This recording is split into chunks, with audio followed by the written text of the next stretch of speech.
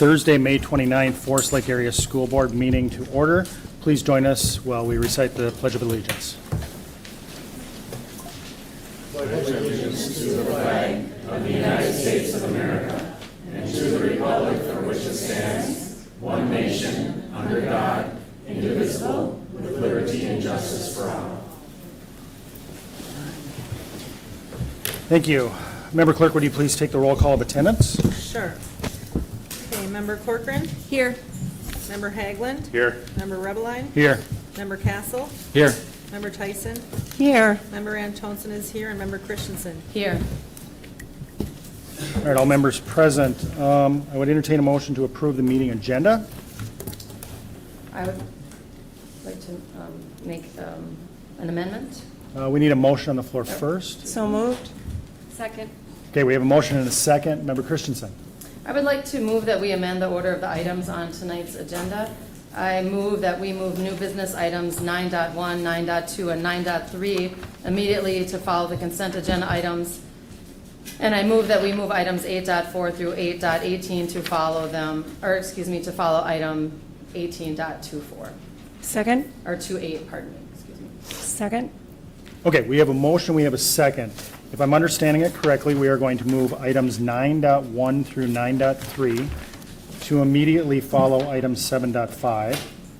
And we are going to move items 8.4 through 8.18 to follow item 8.28. Is that correct? Yes. 8.3, not 8.4. 8.4 To 8:18. to 8.18. Yeah. Okay. Any discussion on the motion to amend? All right, seeing no discussion, all those in favor signify by saying aye. Aye. Those opposed? Okay, that motion carries. So we have an amended agenda. I just ask that the board help keep me on task with this one. There's a couple of moving pieces here, so Excuse me, I have another amendment. yes. I would also like to table item 8.20 from this evening's agenda. It is the policy 507. 8.20. Okay. Second? We have a motion and a second to table item 8.20. There is no discussion on a motion to table, therefore we will move immediately to a vote. All those in favor signify by saying aye. Aye. Those opposed? No. No. The motion fails. Any other discussion on the agenda? All right, seeing none, all those in favor in accepting the agenda as amended signify by saying aye. Aye. Those opposed? No. Ayes have it. We have an agenda. That brings us to scheduled and unscheduled visitors. We will start this evening with listening session. We have Member Christensen and Member Castle. Member Christensen. Yes, we had 9 members of the community speak this evening at the listening session. The majority of the discussion was on the clubs and the importance of clubs. And there was also lots of discussion about the amount of policies coming through the committee, and if that is wise timing with things going on. There were questions about that. There were 2 former board members spoke in support of the clubs, and we had some staff members speak, but we also had students speak as well. So it was a real wide variety. All 9 folks who spoke were in support of keeping the clubs. All right, thank you, Member Christensen. Member Castle, anything to add? I believe the most important point was that the students don't feel safe, and even though they report, it seems to be to no avail. And there were questions about the strategic plan and what changes might be in the works for that. And there was some concern about coming after the books in the classrooms. because I mentioned that there was an interview where somebody said that we need to get rid of calling people black and calling people white. We're not going to get rid of discrimination until we stop pointing it out. Interesting. I'm sorry. Does anybody have any questions for Member Christensen or Member Castle?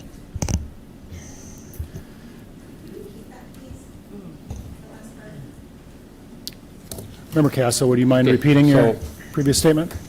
The most important point that was brought up is that the students don't feel safe even though they make reports that seem to be to no avail. There were questions regarding the strategic plan and what changes there might be coming up with that. And then there's one of the teachers has a concern that the board would be coming after books in the school because the books have all kinds of stuff about different kinds of people. And that I had mentioned that, so it was Morgan Freeman was being interviewed on 60 Minutes, and he said that we're not going to get rid of racism until we stop calling it out. And he said, I'll call you Morley Safer, and you call me Morgan Freeman, and I'll stop calling you a white man, and you'll stop calling me a black man. And he also brought up Black History Month, which he was against. And he says, well, when is White History Month? Well, I'm Jewish. Well, when's Jewish History Month? There isn't one. Do you want one? No. Well, I don't want one either. And that was a 60 Minutes interview. I can't remember exactly when it was, but you can go out and search for it. That's a well-known interview. Any questions for Member Christensen or Member Castle? All right, seeing none, that'll bring us to our green card portion this evening. I have a preamble here that I read just to kind of prep for green cards. We have quite a few of them this evening. I count 9. It looks like we might have 1 or 2 more. So I'll just start. We feel that public comment is a very important aspect of our community interactions, and as a result, have included that opportunity on our agenda this evening. In accordance with our green card procedure, we ask speakers to keep their comments relevant to the agenda item that they would like to speak on. Comments that deviate from the topic are inappropriate and subject to being called out of order by any board member.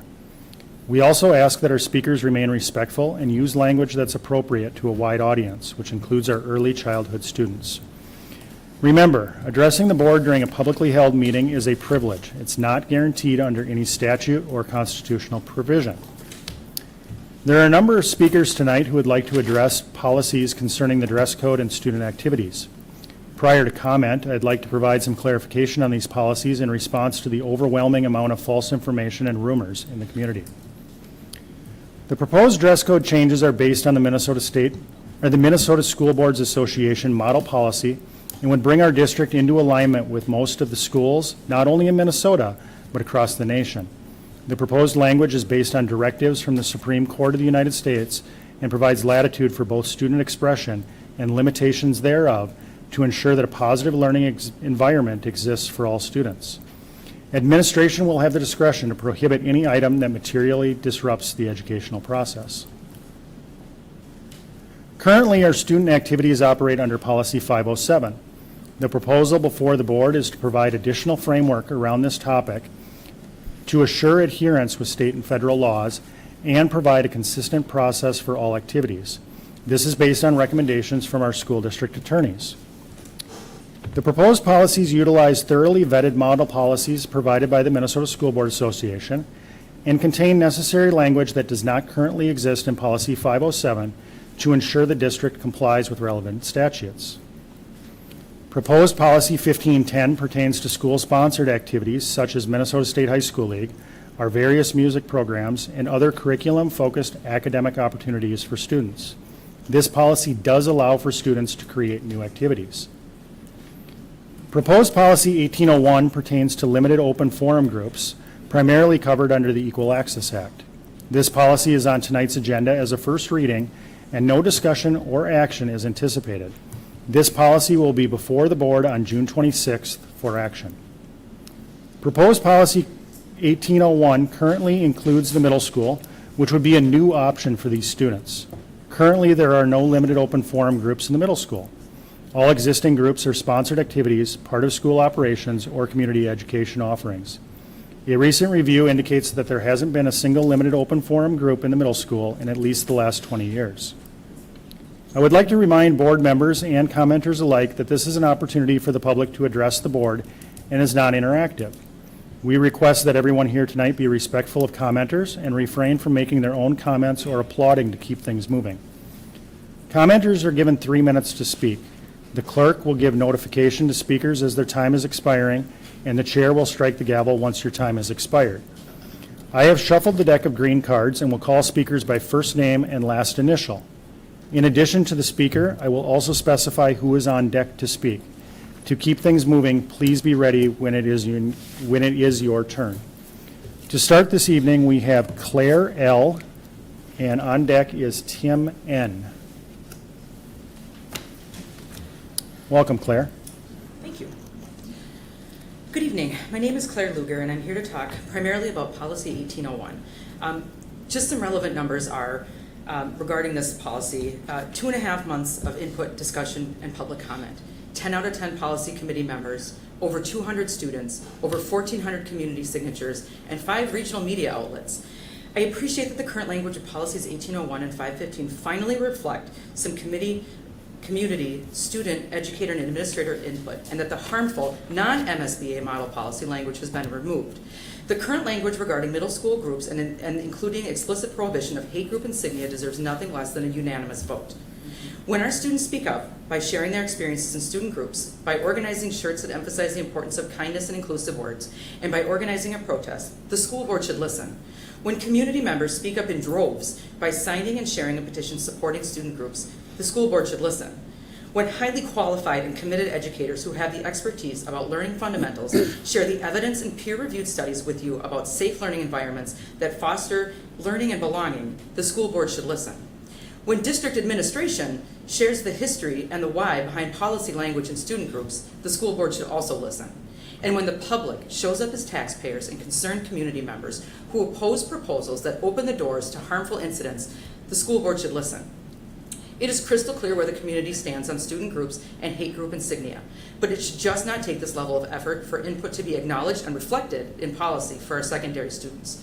Research and evidence is what this board should be paying attention to, not antiquated articles that can't be extrapolated beyond the actual study, or outdated ideas about minorities assimilating to American culture, which devalues student identity and background.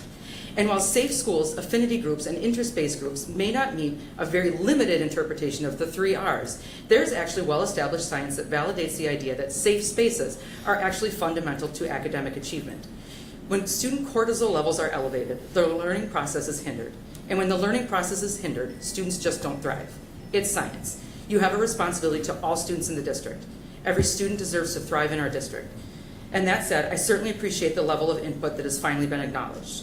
With 3 counties, 220 square miles, and nearly 6,000 students, it sure feels like the entire Ranger community is watching, along with a sizable chunk of the metro area.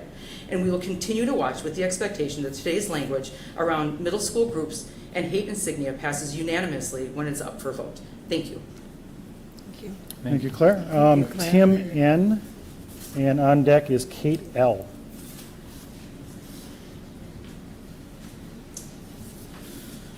Good evening, members of the school board and Superintendent Massey.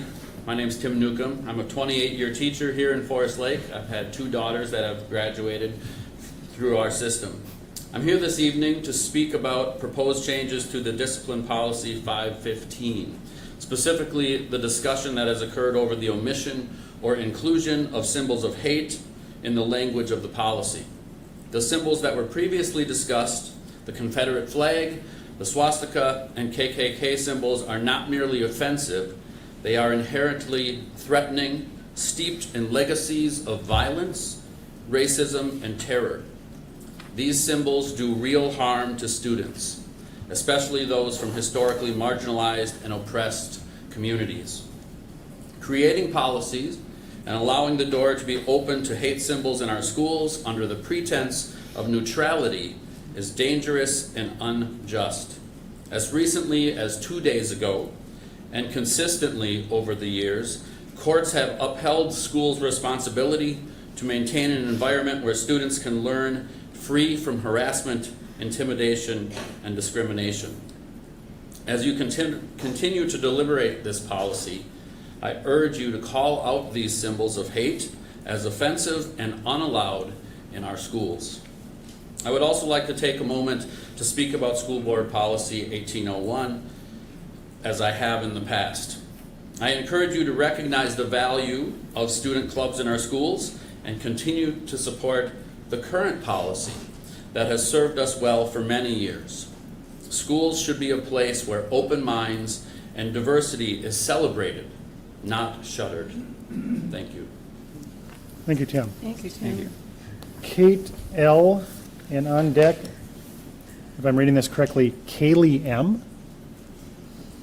All right, I'm Kate Lubner, and I'm going to speak actually fairly quickly because I have a lot to get through. There are two major policies for students that have caused an uproar in our community, such that one would think that they would be the focus of this meeting. However, as you have over a dozen other policies on tonight's agenda, I hope you will fully and completely discuss them. As a community member, I do not envy you the upcoming hours to thoroughly discuss the many policies on tonight's agenda. I hope this is not an attempt to flood the zone or wait out the audience, as the two major policies are at the end after the 12 board policies. Here's a brief summary. I am starting out of order because this is the most important in my opinion, 8.12. There is an added line. The school board has ultimate authority over all policies. The policy committee is an advisory body only. There is no requirement that policies must be presented to or recommended by the policy committee prior to board approval. I hope we discussed that. Now 8.4 and 8.5, legal status and names, went from a half-page policy to a 4-page policy. No notable additions other than why is it a burning issue to make sure we're using the right name right now. 8.6, legal status, replacing a 5-paragraph policy with a 3-page policy, notably striking verbiage requiring quorums and adding vague language like deemed appropriate and redundant phrases because policy is not wordy enough. School members officer policy, 8.7, a rabbit hole of if-then propositions. However, it strikes that the clerk is the third if the board chair and vice chair are missing, which actually happens more frequently than if everybody is missing in a re-election. So what are we expecting here? There's also a called out if the clerk doesn't do something, their area can be vacated. What are we expecting? So it also says that the superintendent needs to regularly provide weekly updates on anything important. Now, not that I want more definitions, but important is a very vague term.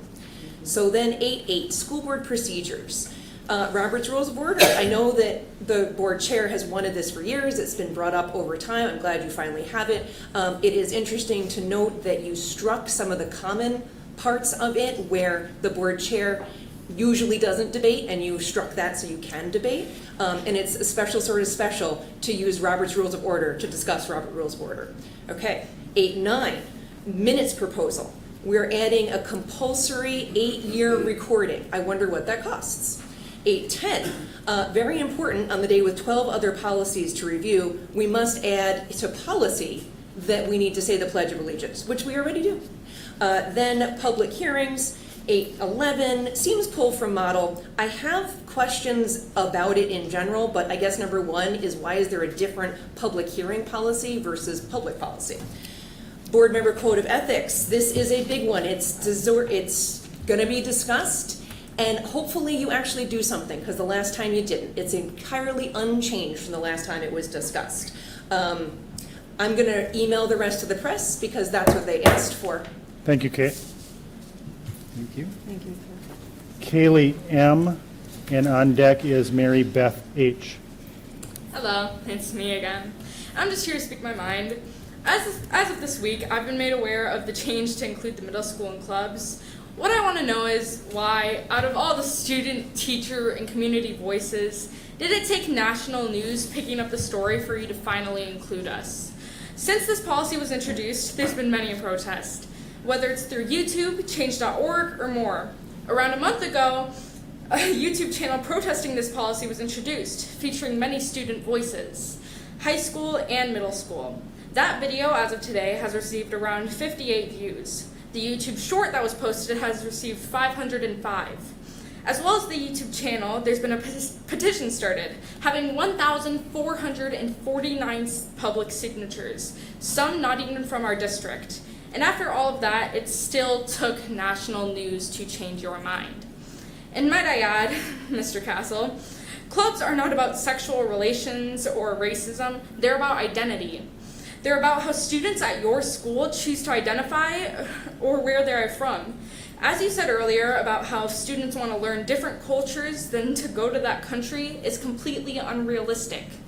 We are children. We can't just go to another country, and even if we were an adult, that doesn't mean it's possible. Some countries are inaccessible, and it shouldn't even be suggested. This is a free country, one of multiple identities and religions. It's not only white. And I ask that you all please listen to our community for once. Thank you. Thank you. Thank you. Kaylee. We have Mary Beth H. On deck is Jill N. And really quickly, prior to your comment, I would like to publicly apologize for cutting you off in the last time you spoke. The board had made an exception to the speech that you were making, and I made a mistake. I'd like to own that and apologize to you before you speak tonight. Thank you. Yes. Good evening, Superintendent Massey and members of the board. My name is Mary Beth Higgins. I've served the district at all levels, elementary, middle school, and high school for the past 25 years. I'm addressing agenda items 9.1, policy 515, and 9.3, policy 1801. I want to thank you for listening to the voices of our students, families, and staff, and for continuing to support clubs that fall under the Equal Access Act, such as our affinity and interest-based clubs, even at the middle school. These clubs provide spaces where students can connect, express themselves, and find belonging. That sense of belonging is powerful and makes a real difference in our students' lives. I also want to thank you for allowing the discipline policy to continue to clearly prohibit hateful words and symbols, including the swastika, KKK imagery, and the Confederate flag. Symbols such as the Confederate flag carry a long and painful history of racism, violence, and oppression. For many students and staff, just seeing that symbol isn't just uncomfortable, it's deeply hurtful and threatening. So, by naming those symbols directly, you've shown a commitment to creating schools where every student feels safe, respected, and valued. So thank you for taking action that reflects our shared values of inclusion, dignity, and community. Thank you. Thank you. Thank you. Jill N. And next is Justin B. Hi, my name is Jill Newell, and I am first and foremost a mom to a 10th grader. And I also am a speech-language pathologist in our district. And I just wanted to share that I care deeply about the success of our students, and not just academically, but as whole people. And that's why I'm concerned about the clubs at our secondary level. From my experience as a parent and an educator, I've seen firsthand how vital these opportunities are. As a teacher, I've watched students who struggle in class light up with confidence when they find a place to belong, whether it's science club, art club, or student council. And as a parent, I know how important it is that our kids have safe, structured ways to build friendships, leadership skills, and a sense of purpose. The research backs this up. The United States Department of Education, the Brookings Institution, and the National Education Association all show clear links between club participation and better grades, attendance, mental health, and long-term success. Clubs aren't just nice to have, they're essential. If we make it harder for kids to access them, especially at the secondary level, we risk losing many of the supports that keep students engaged in school after. I urge you to rethink the policy, and I appreciate all of the thought that goes into it. And last thing that I just want to say, if we are considering making changes to clubs, made the comment during the listening session that it would be nice that we vet out what the rumors are. So we had this conversation about, is there a club that talks about sex? If you haven't talked to people in that club, if you haven't talked to the adults there, please don't just pass on that narrative. Ask people, come do a little bit of research, and then at least we can have a discussion where we're talking about facts and not what may be happening. Thank you. Thank you, Joe. Thank you, Joe. Justin B. On deck, Aaron S. Hi, and thank you, Superintendent Massey and the rest of the board for giving us the chance to chat. My name is Justin Bonnet. I am a parent of a couple graduates and a couple more on the way, and heavily invested in the school and community myself. Had I learned of the proposed policy changes regarding apparel, I certainly would have been open to such a debate, and I think I could have even been convinced. I mean, I understand that it is the state's policy and that schools around the country have similar policies and whatnot. I learned about the policy, though, from the news article, which seemed to equate a pride flag and a swastika. And, of course, nobody would suggest that a pride flag can offend somebody as badly as a swastika could or anything like that. But that's what it seemed to be saying, and that just draws strange press to our community and everything like that. So I just wish things would be carefully presented. Like it's the proposed changes are not demonic and terrible or anything like most of the state has it and everything, but now it's like, oh, Forest Lake is considering bringing the swastika back. As a culture, we've all decided that, yes, we have freedom of speech and everything, but we've all decided that that's done and gone with, right? I would be open to the debate about whether or not the policy should be changed or anything, but I'm not an expert on it, and it sounds like the experts, the school administration itself, feels like the policy as it exists works. I teach writing at St. Paul College, but my schedule allows me a couple of times a semester to come and sub when I love the chance to do it, because I'm able to say hi to my kids and my wife and everything, and community members and whatnot. And things are run really well. You know, we do not have problems that might exist elsewhere and everything. Things are run really well. We got awesome experts at what they're doing, and I just believe that, the decision should come down to there, because they seem to be running things excellently. Thank you guys all. Thank you. Thank you, Justin. Aaron S. On deck is Karen M. Hello, hi again. I'm Erin Seiberg. I'm a junior at the high school. To follow up what he said with the possible removal of those specific things that are currently stated in our policy. Teenagers are kind of like toddlers, where they like to push buttons and they want to test the boundaries. And I know that there are teenagers who, if it's not specifically stated, they will show up wearing a KKK symbol or a Confederate flag. And I know that that can offend people, but people like to press buttons, and kids are kids, and they are not always the smartest. On a different topic, I have loved that you have brought in the middle school again into our policy. It is very, very important to me. I am currently in a class at the high school where we are exploring it's called Exploring the Teaching Profession. We are required 30 hours of field experience in a classroom. And so for the past couple weeks, I've had the opportunity of being in a second grade classroom, and the amount of diversity in that room compared to when I was in elementary school, like our diversity there has grown since I was there.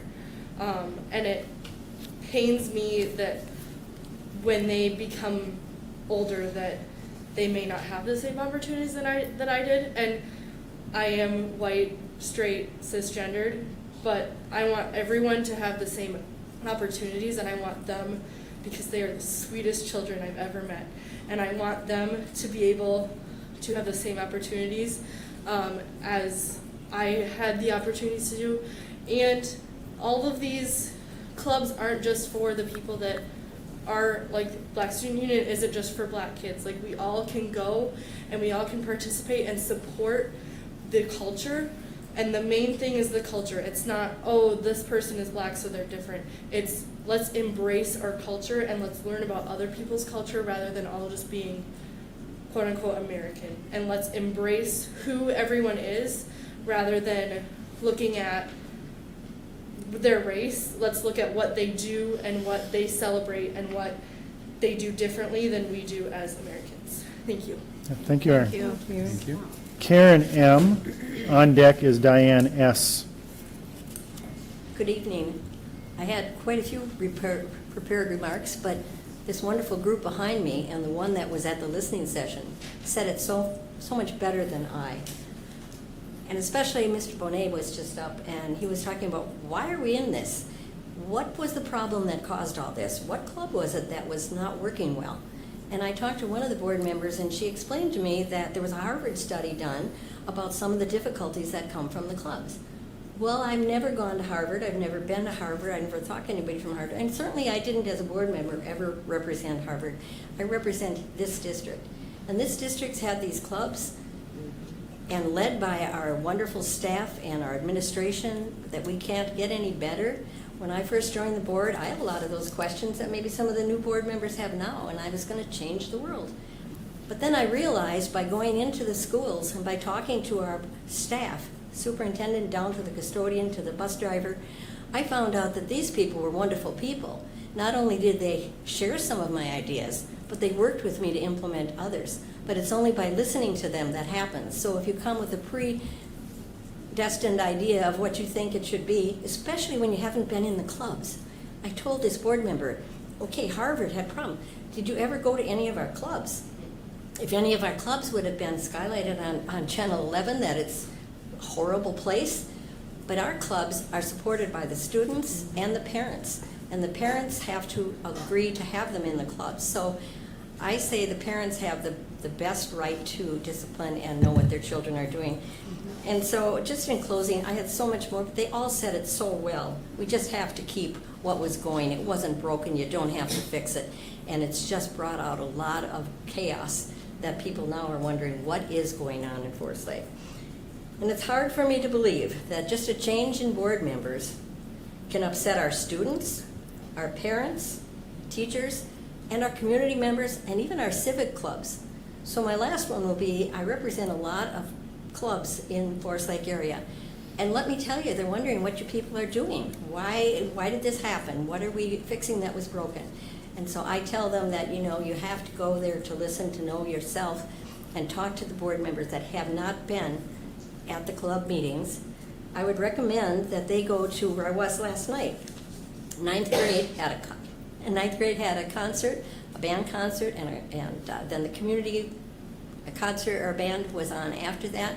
We have so many great activities going on here, and I would encourage every board member, new and old, to go to all of them and to greet the parents and to see the kids and how much we're doing for our district. I just can't speak highly enough about Forest Lake, and I don't want that to change. Thank you. Thank you, Karen. Thank you. Diane S.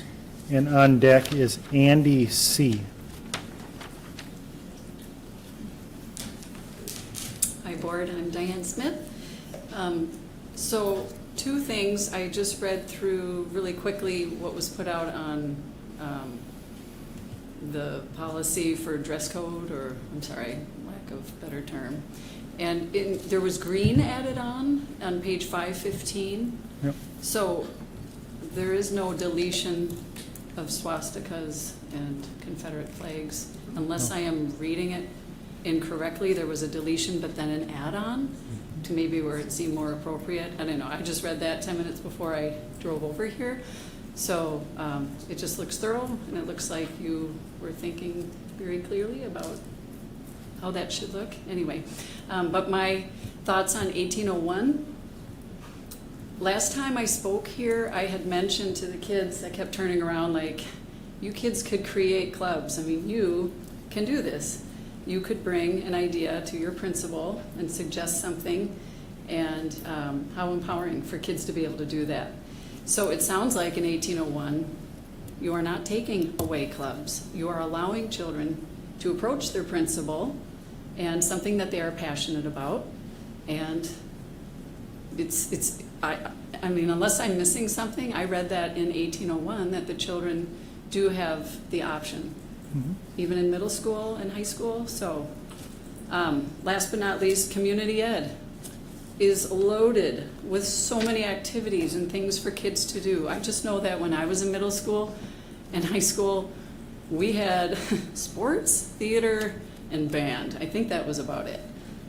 It is incredible how much, and kudos to you, Dr. Massey, how much is going on here in our community, and for young and for old. Even if there's a fee attached to community ed, they are willing to work with you. So the kids are certainly not for lack of activities. So I am encouraged by that as a community member. I would love to see the kids take the initiative, and that's what we want to teach them to do. If there's something you're passionate about, get in there, talk to your principals, and get a group of kids to do this. I don't see anything about any Ixnaying clubs or anything like that. So anyway, take the lead, kids. You can do this. Thank you, Diane. Thank you. Andy C., and I believe this is Joss M. Good evening, board members. Thank you for having me here. I'm here in regards to policy 1801. I've shared emails with a couple of you this week, and I appreciate the replies and your candor. During that time, I was able to learn a lot about where we stand and why we're here, and then spend some time ruminating on the correspondence that we did share. Kurt, you were the primary person I talked to, so I appreciate your replies. Thank you. My goals are strictly the protection of young voices. My two kids are 8 and 6 years old, and they attend Lino Lakes Elementary, and I love this school district. I have an older 19-year-old daughter as well who is in a different school district, and I love this district. And so I'm kind of shocked to find out we're dealing with this right now in 2025. I'm a little more shocked at the board being shocked at the community outcry of all this. I mean, it kind of is self-explanatory at this point. And at its core, the supporting policy, MSBA 801, there's not anything in there about a reset of existing clubs or anything like that. And the justification has been trying to correlate that with, the introduction of limited open forum. We'll start these clubs over with limited open forum. But that means the clubs reapply. It means a new process, and I couldn't get assurances as to what the process consisted of beyond the initial intake form. Who's adjudicating the process? Who gives the permissions and all of this stuff? And then finally, how long does that take? So when the student has and I couldn't get answers on any of that, unfortunately. And so I think that I have a suspicion that there might not be a good firm plan there, which has me concerned again about the student voices and what we'll experience there. You've heard from community members, you've heard from students firsthand testimonies about the power of these clubs and their ability to bring communities together. And we're all united against this at this point is kind of where we're at.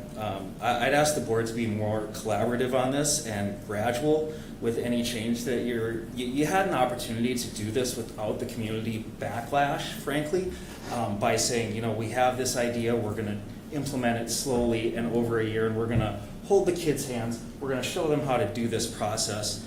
Any sort of on-ramp at all would have at least been better than saying we're changing the format of the clubs and how it works from one school year to the next, whereby we've taken away the seniors' ability to mentor any underclassmen into how they might manage those clubs and see it forward into the next year so that it's a safe place for the kids who are coming into the school year. Because the ninth graders, they need that entry point, those soft entry points that exist today. So do something a little more gradual than just nuking the thing, please. Thank you. Thank you, Andy. Thank you. I have Joss M., and that is the last green card I have. I hope I got that right. Jocelyn Matheson. I'm a fourth grade teacher at Columbus Elementary, teaching for 26 years. And we want to share with you some talking points and some heartfelt emotions around the issue of having clubs and supporting our students. So that's what I'm giving you. Thank you. All right, thank you. That does conclude our public comment green card section this evening, which brings us to student achievement and community education. Director McKinnon, if he's not too buried back there.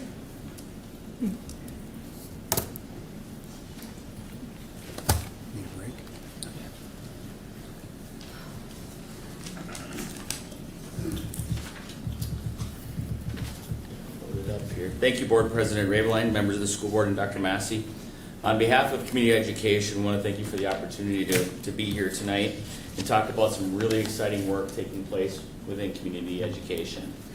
I'm excited to open up tonight's presentation with just a brief overview of the many programs that we have going on within community ed. When I think of community ed, I think about connecting people, providing opportunities, the foundation for new experiences. And certainly one of the greatest foundations we have is the entry point into school, enter early childhood programs. The work that we have been able to do certainly throughout my time here, but especially within the last 2 years in continuing the collaboration with our teaching and learning department in really providing an academic experience for our early childhood programs that sets the child up for success throughout their academic journey in our system has really been amazing. I get the pleasure of interacting with many of my colleagues and talking and bragging about how collaborative our district is. Nothing's done in isolation. Nothing's done in a vacuum. As a community ed director, I get to sit at the table and talk with our special ed director, with our teaching and learning director, with our business services director, with all of our folks, our HR, and of course Dr. Massey. And with that, help provide the best experiences possible for our community in all of those programs.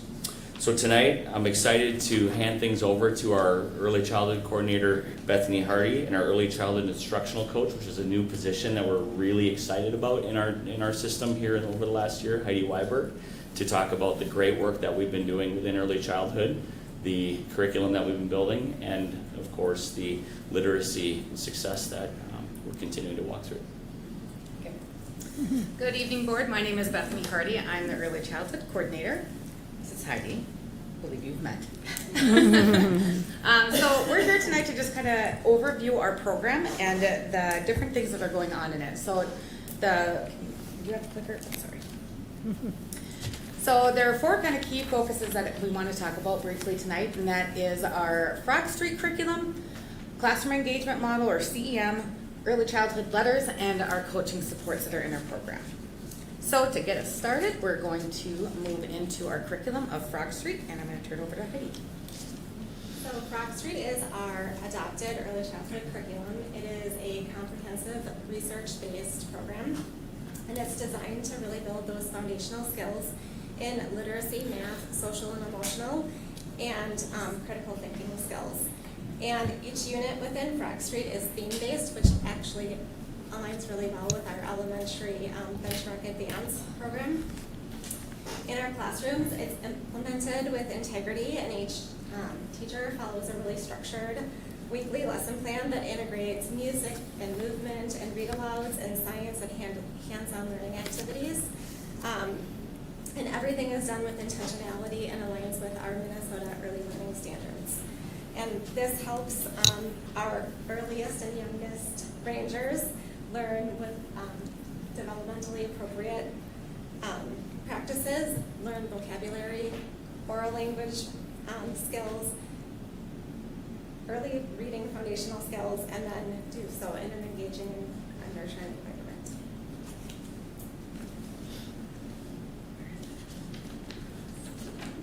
There we go.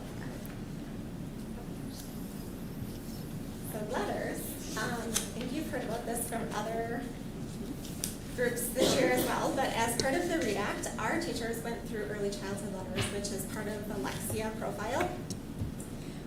And this really helped our teachers to understand the science of reading and that basic foundation of early literacy and oral language.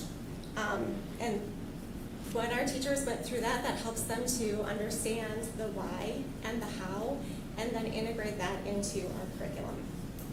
So this training is really critical because it helps prepare our students not only for the here and now of early childhood and those early years of kindergarten, but what they learn for foundational skills and literacy helps prepare them for middle school and can help determine third grade reading scores and high school graduation rates. So it's really, really important, the work that we're doing in early childhood, and really helps to bridge the research and the practice. I think the clicker got away from me, Yeah. so I'm going to go back a little bit. So what I wanted to talk to you about was our classroom engagement model, or CEM. So you may have heard us throw around pyramid model in the past. That's a common framework that is used, but now we have moved into the classroom engagement model. This is a framework. It is not a curriculum, so it is how we are supporting our students in their learning. We're helping them become more engaged. We're giving them tools for targeted interventions when they need that, and then also helping us make some data-based decisions. You may have heard, I believe in the past we have brought up that we did receive a fairly large grant from the state for the implementation of CEM. That unfortunately is going to be retired now in June 30th. But we feel very passionate about the progress that we've seen in our students as far as engagement in our classrooms, that we will be continuing on with this framework while blending in some of the strategies that we've used with pyramid model in the past. What this really looks like in our classroom is action. So students are actively engaged in what they're doing. So in circle time, there's different props that are being used. They may have some kind of tactile thing to use during circle time to help them stay focused. It's really based on what each student needs as an individual. I'm going to click slowly.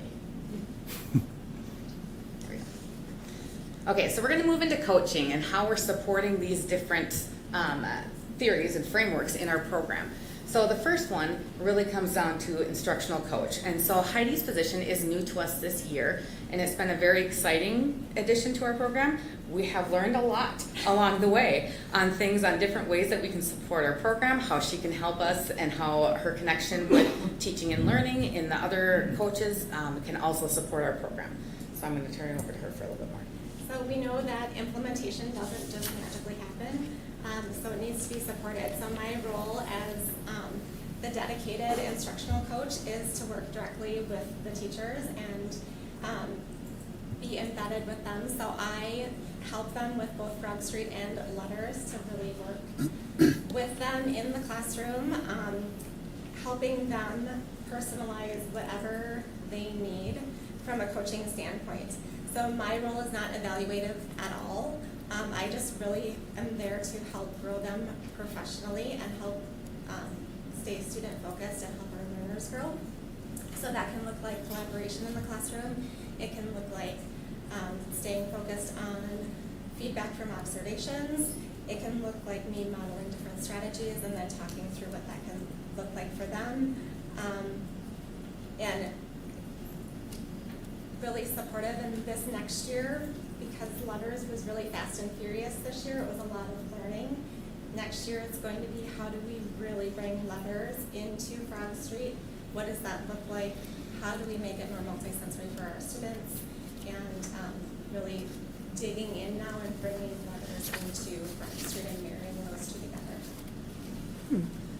So for classroom engagement model, we have a couple of supports in place for this. So with the grant, we were able to hire one of my teachers. So she currently works as an early childhood screener, and then we added to her position so that she can have almost 2 full days, I believe it's 6 hours a day, that's dedicated to, we call it the CEM facilitator. So she's kind of our go-to for any questions related to CEM. She's not expected to know the answer to all of them, but she does know where to find those answers. And so when the teacher has a question about how to implement something in the classroom, how to increase student engagement, they can go to Kim and say, I don't understand how to do this.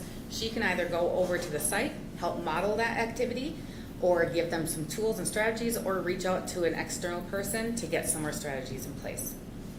Along with that, we also have peer coaches for CEM. And so those peer coaches it's my parent educator and my ECFE teachers. So they work alongside of our CEM facilitator to go into classrooms and help coach them through those strategies. We do have, it's called the CEM checklist, and it is to see how is their implementation going. So we're looking for them to be implementing 80% of the strategies. And so once they get to 80%, then they basically graduate, and so they go into a more loose kind of coaching. They're still supported, they're still provided coaching, but it's not quite as heavy as it is in the beginning. Our goal with this is to just be continuous and really support our teachers, because there's a lot coming at our teachers a lot of the time. It's very similar to drinking from a fire hose a lot of times. So, and especially our new teachers coming into the district, if they aren't familiar with CEM, with letters, with Frog Street, it can be a lot to learn in your first year here. So we want to make sure that we have as many different supports in place as we can to help our students and our teachers. So the impact that we're seeing in our classrooms, so we are seeing a very big increase in our student engagement across the board. We're seeing stronger early literacy foundations, math sense skills. Teachers are empowered with these tools. They feel more confident in what they're doing and how they're teaching their strategies. They also get confidence in who to go to when they're needing assistance. They're not feeling isolated, because I'll use Forest View for example. Mia is my only pre-K teacher there. She doesn't have that support with having another pre-K teacher down the hall from her. But now she knows, she has great confidence to be able to know exactly where to go when she needs assistance. Students are being better prepared for entering kindergarten, and we're really seeing some really positive growth in their social emotional skills. For the sake of time, we'll keep moving along here. As you can see, we're really passionate about our early childhood program, and I've always been a big believer that anything you do, even when I was in the classroom as a teacher, in my coaching, that you aim for the top 10%, but then you put a ton of support around everyone else to continue to rise up. And those systems and supports are certainly embedded within our early childhood program to set it apart. And we're not ones who will shout from the rooftops how great we are, but we are great. And being able to take our youngest community members and put them in a better position of success isn't all about today, as we know, because in a few short days there are going to be seniors who are going to be throwing their hats in the air. Yeah. And these little learners will be there someday. And if we can help them along by way of supporting not just the kids, but the entire system around them, our teachers, our amazing team that we have in our front offices, so that we can run a robust, competitive program that kids love to go to and they enjoy being at, and they're proud to be a Ranger from day one. So with that, we'll open it up to any questions or comments. All right. Thank you, Director McKenna, and thank you and your team for coming in here and speaking with us. I know I, for one, am encouraged to see that how smoothly the early childhood program works into our kindergarten program. That was exciting to see. So with that, does anybody else have any questions or comments? Member Corcoran. I'm just curious how much it's grown over the years, like from when it kind of started and how much it's grown over the years, because I do remember when it started. That's Yeah, because I've been on this board. when I started in 2016, I think it was. Yeah. We only had full day out in a couple of elementary sites. We more had half day programming. Now we do have almost two classes in every single elementary building besides Forest Lake. Wow. If not just one in Forest View and Wyoming. We do serve 3-year-olds across the district, so we are serving them in 3 different areas: in the education center, at Linwood Elementary and Lana Lakes Elementary. So that's been a big expansion for us as well. We also have the Roadster, which is famous. So that's been a big growing point for us. Have you ever had any trouble, like as far as waiting lists? I mean, has there been capacity that you haven't been able to accommodate all the other requests? Or Yeah, we do. We are pretty much able to accommodate requests. So a lot of times parents are bringing their kids to school. They're not always taking advantage of our transportation system. So they do have more flexibility. Okay. So Forest View and the Ed Center are great examples. So if we fill up at Forest View Elementary, Ed Center is just 2 blocks away, and they're like, that's okay. We still provide them school-age care. We just bus them over to Forest View if they need it. Well, wonderful. That's great news. Thank you. Yeah. Member Tyson. Thank you. That was a great report. And yeah, Corey, you can shout it from the rafters because I hear about it at the Y, at the library, wherever I am. People just embrace and love our community ed catalog, and it's cherished when it comes in the mail. But I want to ask and just thank you. It just sounds amazing, all the supports for the early childhood teachers that we have in place. We know that that's a tough job some days with all those little ones, and I'm just glad to see that they're getting that support, that coaching. It's so valuable. We know how it is so valuable in our elementary schools and secondary. But I do have one question about the Frog Street curriculum. Is there a parent component that goes alongside? I'm sure there is. There's parent newsletters that go along inside, and then some of the things that we'll be bringing along or integrating with letters next year, we're going to make sure to send out to parents so that they can go along with, especially some of the multi-sensory pieces. We want to make sure that parents know the actions that go along with it so they can do it along it. Yeah, that's so important, isn't it? I know you know it is, that if we start letters in the early childhood, it just helps to have that information going home so parents are comfortable, they know what to expect, and they can enhance their learning at home as well. And then one more quick question. How do you coordinate with the CEM coach? Do you guys have a schedule to enter classrooms? And I'm trying to picture what that looks like. That is something that we are, with Heidi being new to her position this year and our CEM facilitator being new this year, it has been a work in progress, and I'm feeling like we now really have a very clear picture of what each one is doing. We have a very gray picture of the overlap happening with them. And so we've been working together, and her and my CEM facilitator have been working together to kind of figure out how can we support our teachers without overloading them with coaching. Because it's great to coach them, but when you get Heidi in there for coaching, and then you get Kim in there for coaching, you get me in there for observation, you get peer coaches in for peer coaching. It gets to be a lot of people running through a room, so we're trying to figure out how to condense those into more of a collaborative coach. That's great. And you know, it can be a lot for the kids in the classroom too when there's a lot of in and out and all that. Yeah. Well, thanks for all you do. I know Julie and I, our member Corcoran and I are always like, wow, do you think they ever need a driver for the Roadster? Sign me up. You might have to fight off Patty with that. Well, thank you so much for that report. Yes, thanks. Thank All you. right. Any other questions, comments? All right, seeing none, thank you, Director McKinnon. Thank you, everybody. Thank you. Yes.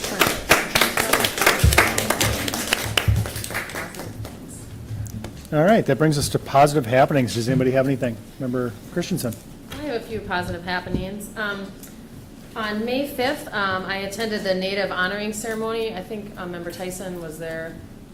I wasn't there this year, but I've been before. I'm sorry, I misspoke. Member Antonsen was there.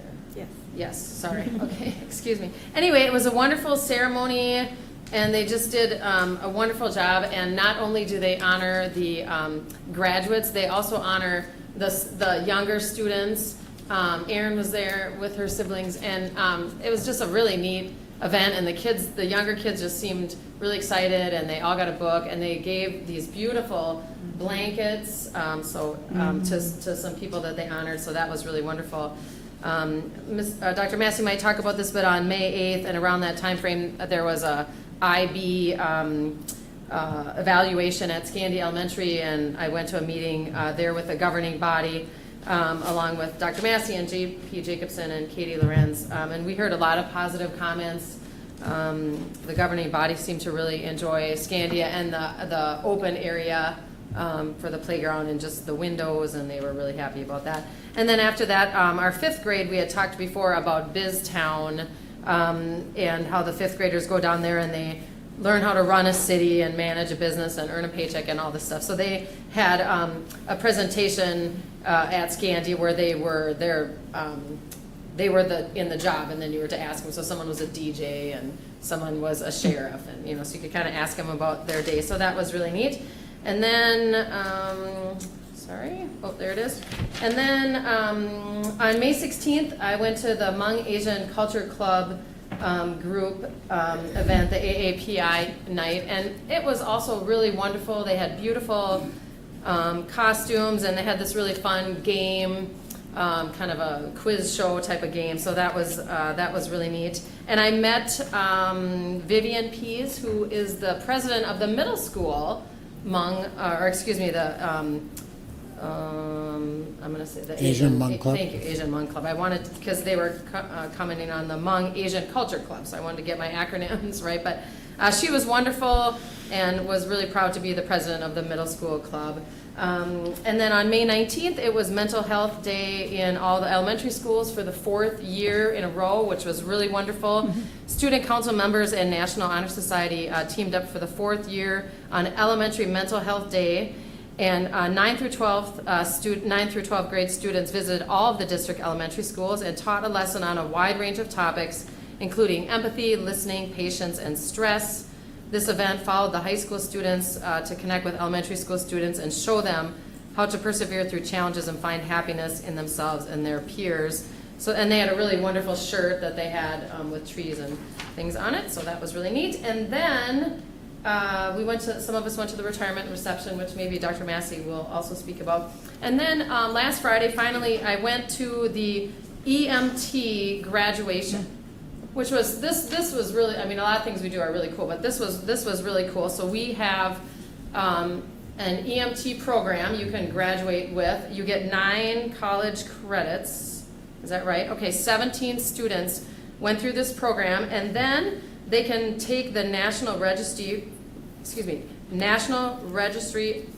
of Emergency Medical Technicians. They can take the test, and the average passing rate nationally is 70%, and our rate is 91%, and I believe last year, I think it was 100%. They all passed. So that is super exciting. They can come out of this class, and it's taught during the school day. And they had a guest speaker. Her name was Sergeant Taylor Richot. I might be saying that incorrectly. She was a 2019 grad. She came in her uniform, and she had all these ribbons. She is an EMT, an RN, a combat medic. She's been accepted into the U of M Medical School, a new program for combat medics, and she's a full-time ER nurse. And she graduated in 2019, and she was amazing. So, super impressive. Wonderful work that they're doing. So that concludes my report. Thank you, Member Christensen. Does anybody else have anything? Member Tyson. I'll go next. I'm just going to tag on to Member Christensen. I was at the AAPI event. So much fun. The food truck line was so long. I never made it very far. Finally gave up, but smelled amazing. I always really enjoy the fashion show in the native clothing. It's just beautiful and breathtaking. So met a lot of parents. It was just a really fun night. But what struck me is Trevor Cole is their advisor, and he's a social studies teacher at the high school, and he had my daughter. We were talking. He has been the advisor for 10 years of that club. He's very connected with them. He enjoys that student connection that they form. He's been their advisor for 10 years.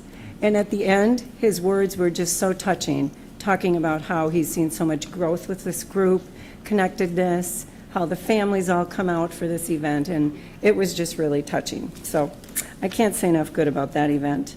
And the other thing is the retiree recognition was just heartfelt. It is so amazing. I think 4 of us were there. To be there in that moment when they've made that decision and hear stories that are read about their work years, and then to just hear their stories about what they're going to do afterwards. It was just so fun.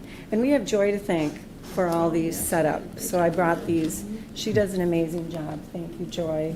And then the Hall of Fame induction, I stopped at the end briefly, and it was really fun to meet the Graber twins. They are in their 50s now. They are Olympic coaches, and they are gymnastic athletes. And one of them coaches at the college level as well, but they have coached Suni Lee. So I just thought that was really fun. And then I went to the Boundary Adjustment Open House. There was about 6 or 8 families that came through, just asking great questions, very excited and happy, and just taking that time. I just thank them for coming in, and they thanked us as well for being there with all the maps and to get that information. So that concludes my report. Thank you. Thank you, Member Tyson. Does anybody else have anything for positive happenings? Well, I just did a couple things real quick, but I just did the Hall of Fame and retirement recognition, but I didn't do as much as Dr. Christensen over there. But I do work 4 days a week. Yeah, great reports. I think we got most of our activities covered. Things covered, I know. All right, that will bring us to reports, workshops, and conferences. Does anybody have anything for that? All right, seeing none, we'll move on to the City of Forest Lake. I have Member Christensen and Member Tyson. Yes, I attended I watched the May 12th meeting and the May 27th meeting. And just a few things on the May 12th meeting not really pertaining to the school board, but they're working on beautification of the roundabouts and plantings, et cetera. And I thought it was also interesting that they also use Ehlers for their bonding in that discussion, which is what we do as well. And then on May 27th, there is a new assistant city administrator that was named, Jolene Chaika. I might be saying her name incorrectly, I'm sorry. She was the city clerk, and she's been promoted to the assistant city administrator. And then also, important information, the big project on Highway 7 starts on June 2nd, on Monday. So they're closing 97 from as you're going towards the freeway, just past Fenway at Falcon, and then all the way to Hornsby, which is where like the Caribou Coffee is. So that's going to be all closed. Yep. So find a different way. Yeah, excellent point there, Member Christensen. Concludes my report. Thank you. That will affect my commute here as well. Member Tyson, did you have anything to add? Yes, I apologize, Member Chair. Can I talk about my MSBA annual meeting? That was May 8th. Oh, for workshops and conferences? Do you have anything for City of Forest Lake first? I don't, though. Okay, then go ahead and cover the MSBA It's not really a event. conference or a workshop. Yeah. But anyway, we, as Director of District 6, the board met May 8th and 9th, which is quite a while ago, and I know you've had my update, but I just wanted to announce that we went through the election, and Tim Reardon is now the president-elect for 2025-26, and then Christy Peterson is the president now. She took over in January, and she's from the school district of Shakopee. So that's, we'll see from now on. All right, thank you, Member Tyson. You're welcome. That brings us to community education. I have Member Christensen and Member Haglund. Yes, I Member attended Christensen. the meeting on Monday, May 19th, and we discussed mini grants where staff members in the Department of Community Education can apply for different grants, and we awarded 7 grants for the total of $5,600 for 7 grants. As Mr. McKinnon said, the fall catalog was mailed, the fall catalog already will be mailed in mid-July. And summer SAC, the enrollment is larger than last summer. That's our school age care. So that was exciting. And going forward next year, this meeting currently is it's currently usually, I think, 6:30 to 8. They're just changing the time, 5:30 to 7 for next year. That concludes my report. All right, thank you, Member Christensen. Brings us to the superintendent report. Dr. Massey. Thank you, Mr. Chair. Member Christensen, you gave me a whole list of things to report on. Sorry. I'm going to pass on those because you touched on them, and I'm going to highlight 2 other significant pieces. Joy, do we have the presentation?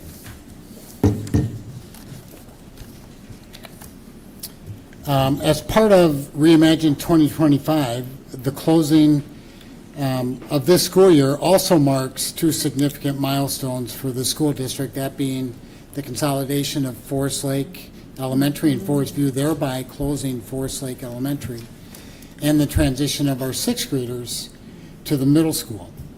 Forest Lake Elementary opened in 1957.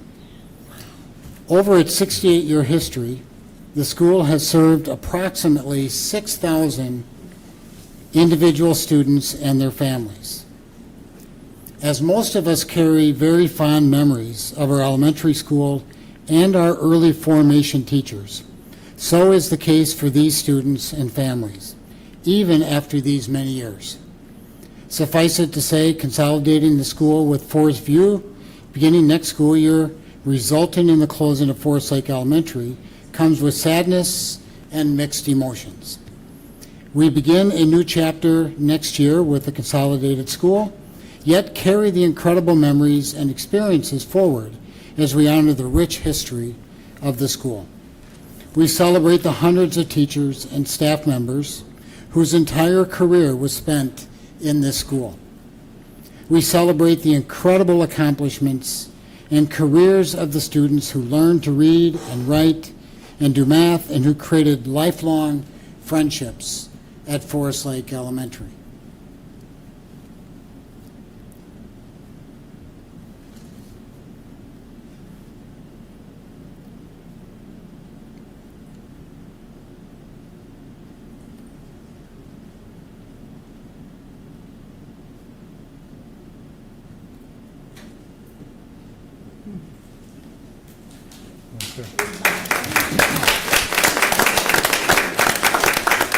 And next week, District 5th grade students will spend their last days in our elementary schools and will be the district's first 6th grade class to attend Forest Lake Area Middle School.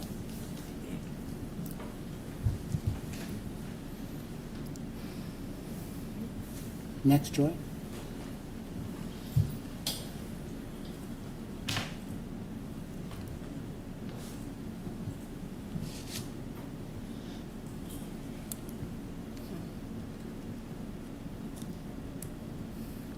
For some, they were ready for this transition months ago.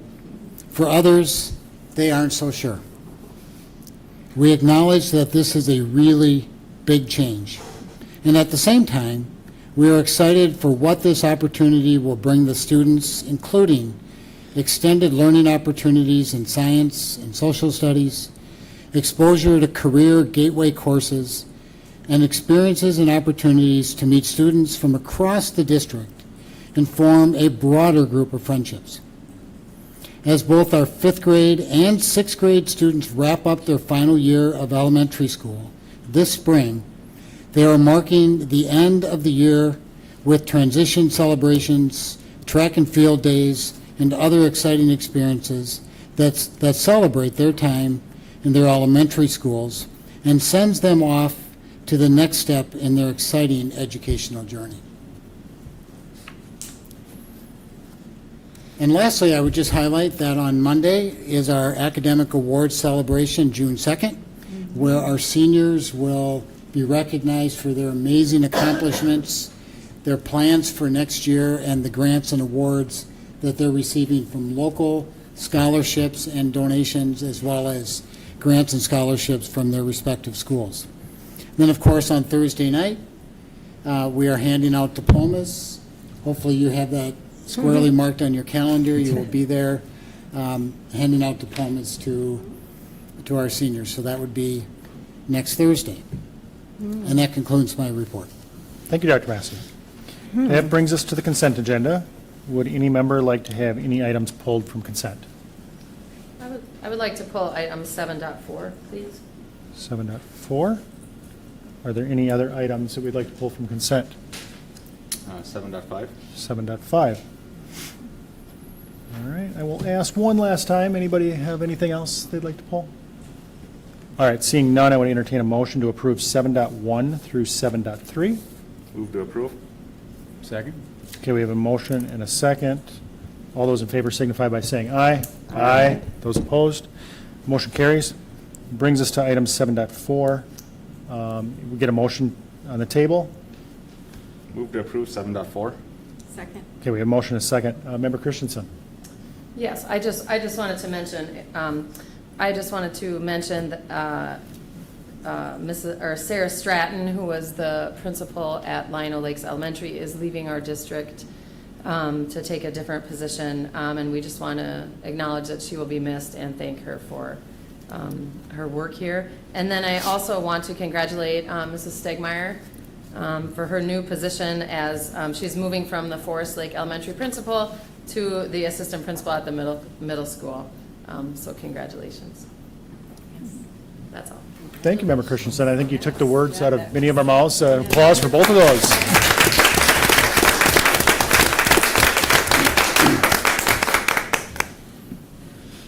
All right, any additional discussion? Seeing none, those in favor signify by saying aye. Aye. Those opposed? Motion carries. Brings us to item 7.5, resolution for 2025-2026 membership in the Minnesota State High School League. Entertain a motion to approve. Move to approve 7.5. Second. Okay, we have a motion and a second. Member Haglund. I just want to bring up the pending litigation that's going on with boys competing in girls' sports. I know this is a controversial issue and something that is probably not affecting Forest Lake directly, but could at some day, so I'm glad that this will hopefully be handled in the courts, so we don't have to handle it here in the district. Thank you. Is there any other discussion on that? All right, seeing none, all those in favor signify by saying aye. Aye. Those opposed? All right, the motion carries, which, if I have the amendment correctly, brings us to 9.1, first reading of Discipline Policy 515. Dr. Massey. Thank you, Mr. Chair. This policy requires an annual review prior to the start of the new school year. The policy is intended to communicate expectations regarding acceptable conduct in school in order to provide a positive learning environment for all students. This policy was discussed at the May 15th Policy Committee meeting, and it was proposed at the existing that the existing policy be replaced with the Minnesota School Boards Association model policy. Replacing the district's existing policy with the MSBA model policy would in effect result in a substantial and concerning change by eliminating specific wording identifying the Confederate flag, swastika, and KKK symbols as disruptive and prohibitive symbols. Tonight, the proposed version of the policy being proposed is presented with these items remaining in the policy under item 2C.7. We acknowledge that the model policy states that symbols and clothing that causes a material disruption to the learning environment may be removed. However, the courts have upheld cases where the Confederate flag, swastika, and KKK symbols can be banned in schools because of the history of these symbols causing material disruptions. I believe that a bit of local history is also relevant with respect to these symbols that are specifically banned in the district's existing policy. Sadly and tragically, these symbols were added to the district's policy after a 1997 incident where an African-American student was surrounded by a group of students after school and was physically assaulted. The following day, a group of students wore white T-shirts to school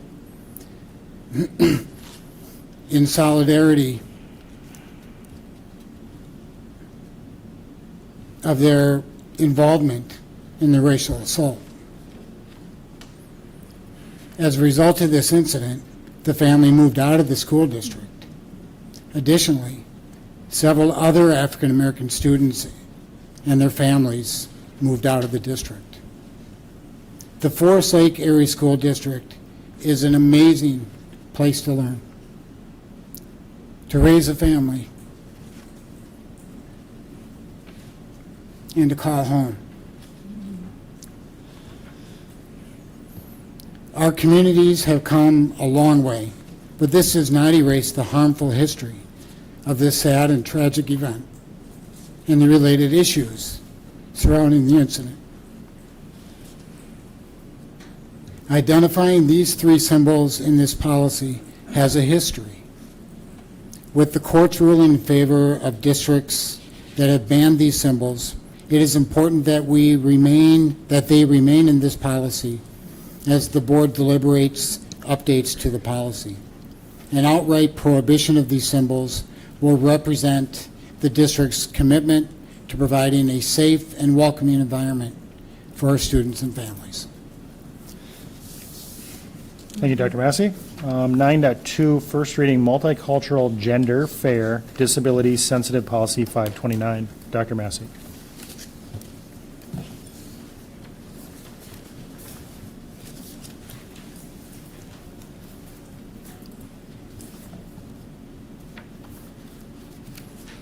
The purpose of this policy is to assure that guidelines concerning multicultural gender fair and disability-sensitive concepts are followed in the development of curriculum. You'll notice in this policy changes on the first page of the policy, really just changes with respect to definitions and terminology. Okay, thank you. 9.3, first reading of equal access to school facilities policy 1801. I have that listed as mine. The purpose of this policy is to assure equal access to specific school facilities during non-instructional time for limited open forum groups. This policy was developed in cooperation with school district attorneys, school district administration, and was first presented to the policy committee in April. The policy committee elected to hold that policy and review it again in May, and it has now been brought to the full board with the changes as noted.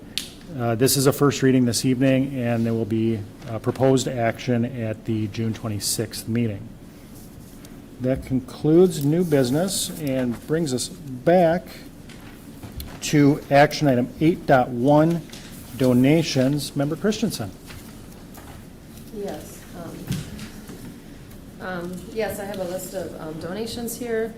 $5,441.99 from the Forest Lake Boys Lacrosse Booster Club to pay for coaches. $4,484 from the Lino Lakes PTO to help pay for a Deep Portage field trip.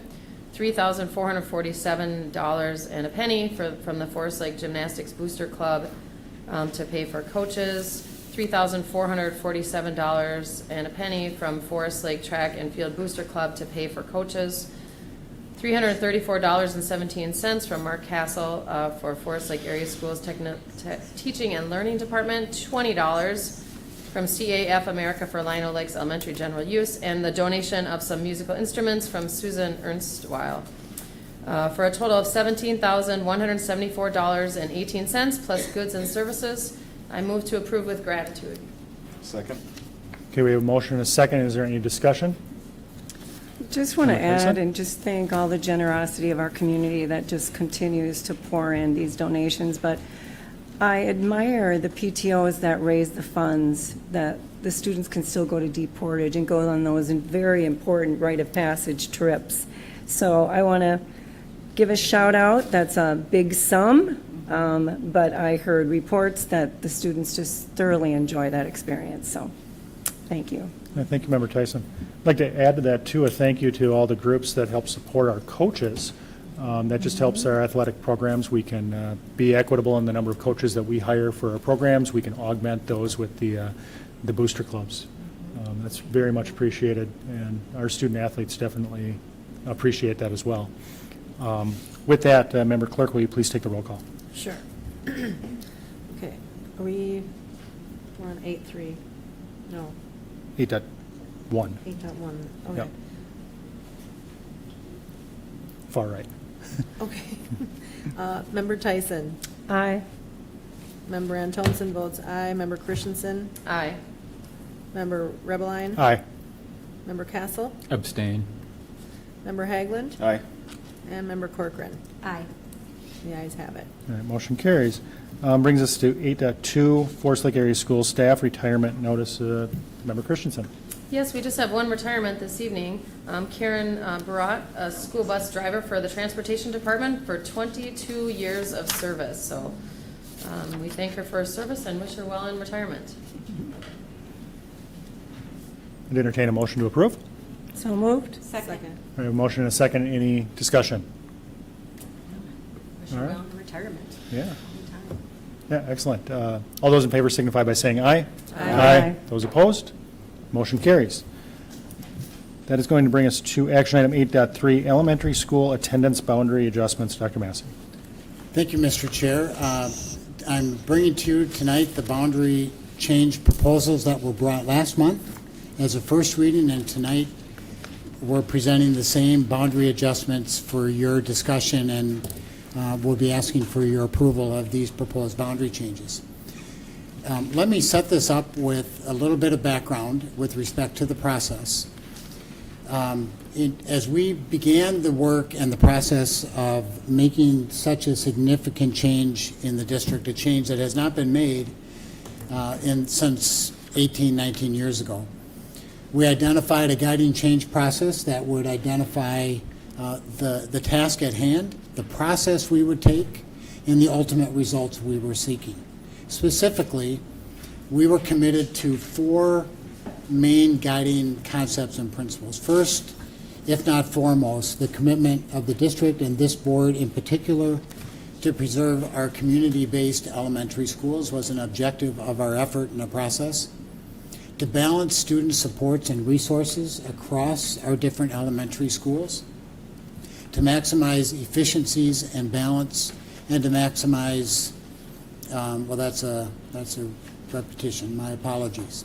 But to maximize opportunities for kids across our district was a commitment that the task force was committed to as we worked through the process. We studied a lot of data and were really guided by the 10-year projection. We are facing imbalanced enrollment across our elementary schools. And based on the data that we looked at in our consultation with TeamWorks and their data metrics, we knew that with birth rates alone in our Forest School District and the survival, the kids who start in our district and stay in our district, that enrollment would remain steady over the next 10 years. That's noteworthy because over the last 10 years, we have seen a decline in enrollment. So with current birth rates, and I know this defies a lot of the information that we're reading and seeing, but in our district, in this part of Washington County and Anoka and Chisago County, we're expected almost flat enrollment with just birth rates alone. When we factor in current development, we're projected an almost 500 student increase over the next 10 years, or a 5.7% increase, with the potential additional growth that's earmarked across the district. If that were to come to fruition over the next 10 years, we would see upwards to a 16, 17% increase in student enrollment, or approximately 1,000 student increase in enrollment over the next 10 years. With where that development is taking place, if we do nothing with boundaries and enrollment, some of our schools will be well over capacity, and some of our schools will be well under capacity. I wouldn't expect you to be able to see the numbers on this chart, but this graph illustrates what I just discussed. The green bar at the bottom is basically stable, flat enrollment, where on the left of the vertical line is the previous number of years, 15 years, I believe. You can see the steady decline of enrollment. Over the next 10 years, that's going to stabilize with housing growth. With the blue line and the yellow line, we're going to see an increase in enrollment. We then, with the task at hand, assembled our design team, comprised mainly of district administrators, in consultation with TeamWorks led by Dr. Heather Mueller, who you met at previous board meetings. We looked at housing and enrollment analysis and began to look at our current boundaries and had conversation around where we may make those adjustments. There were 2 teams at work. One was, as I mentioned, the design team. The other was a 50-member community team comprised of parents, community members, and staff members. We looked at the school analytic data that TeamWorks provided for us, demographic data, local and community education market data, student projected enrollment, students attending other schools, surrounding districts and their enrollment as well. And this was a set of data that we considered and that was factored into the data analytics tool used by TeamWorks. You can see all of the different data metrics that were included in the report that they were able to provide for us, and that guided our work. So as we moved forward, we had 8 meetings with our design team. We developed 10 different models of shifting boundaries. And every time we would shift a boundary, we'd get a data report on its impact on our different elementary schools by way of enrollment and the different distribution of kids that would attend that school. And for each of the 10 models that we developed, we had at least 4, in some cases 5 iterations of those plans, resulting in over 50 different models that we considered. Ultimately, we landed on 10F2.2. That means nothing to you, except it indicates the 10 different versions, and we landed on the second version within that game plan. And the model that I will show you and the boundaries that I'll present here in just a minute will take effect in the 26-27 school year, not next school year, but the following school year. All language immersion will move to Forest View. So immersion will move from Lino Lakes Elementary to Forest View Elementary. Intra-district transfers and out-of-district students will remain in their current school. That's the assumption made. Now, those families may choose to go to a different school, but the model assumes that a family that chose a different school is going to continue to choose to open enroll to that school. All other students were assigned to the neighborhood school based on the new boundaries. And ultimately, based on all of those factors and all that data, 523 students, or around 23% of our elementary students, would be impacted by the boundary changes.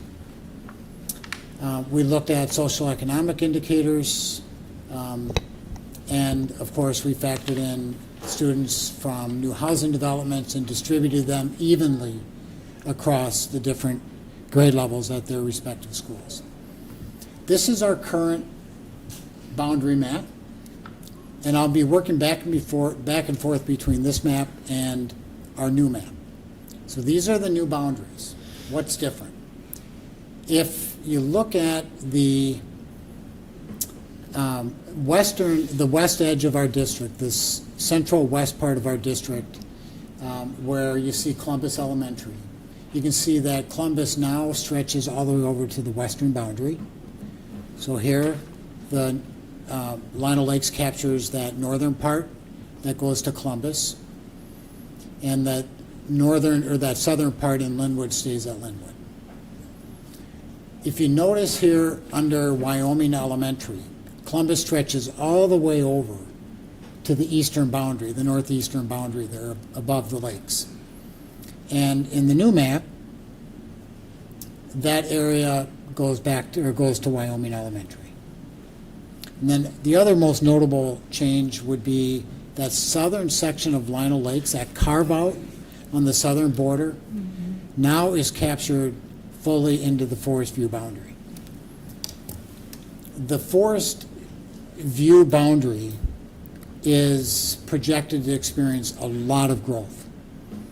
And the concept assumes that when that growth takes place, we've got the ability to reopen Forest Lake Elementary as a relief valve, if you will, or an opportunity for any other programming at that time, 5, 6, 7 years out. If that development comes, maybe that's where we have an immersion school, or maybe we create another elementary school next door. But we've got that opportunity. Therefore, we created a boundary with Forest View that really is projected to become rather stretched. And you can see that here. If we go right to Forest View, you'll see that on the high end in 5 years, we're going to be almost at 100% capacity. So the 5 years after that, we could be well beyond capacity, and then we've got Forest Lake Elementary that we could repurpose. You can see the enrollment across the different elementary schools. I would point your eyes to the percent of utilization rather than the total enrollment, because each of the elementary schools have different size and different capacities, and the different demographic variables related to the new boundaries. Again, that would take place in the 26-27 school year. Again, these would take place in the 26-27 school year.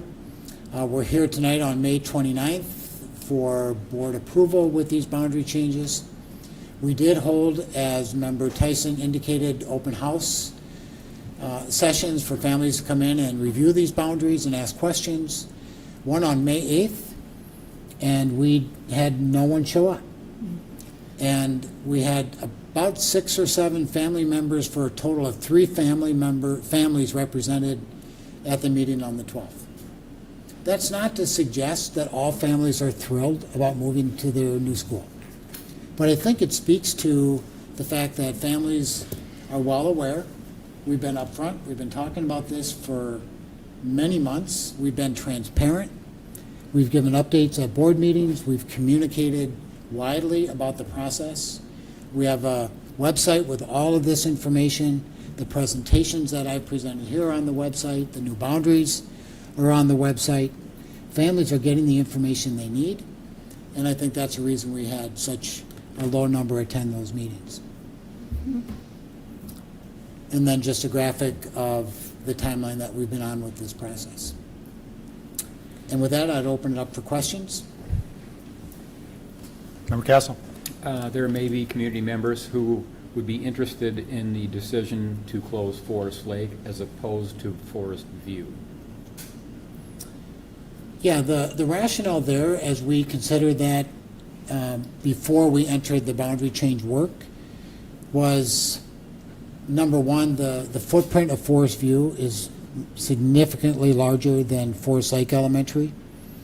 We are going to basically turn down the dial at Forest Lake Elementary so that we can keep it as a sustainable school. And the infrastructure, HVAC systems permit us to do that given the updates to the HVAC systems. So it can weather the turning down of heat and the utilities over the next number of years. All right, Member Tyson. Yeah, Superintendent, can you speak to the number of people that were on the design team? I got feedback from several that said it was such a great experience, that they learned so much.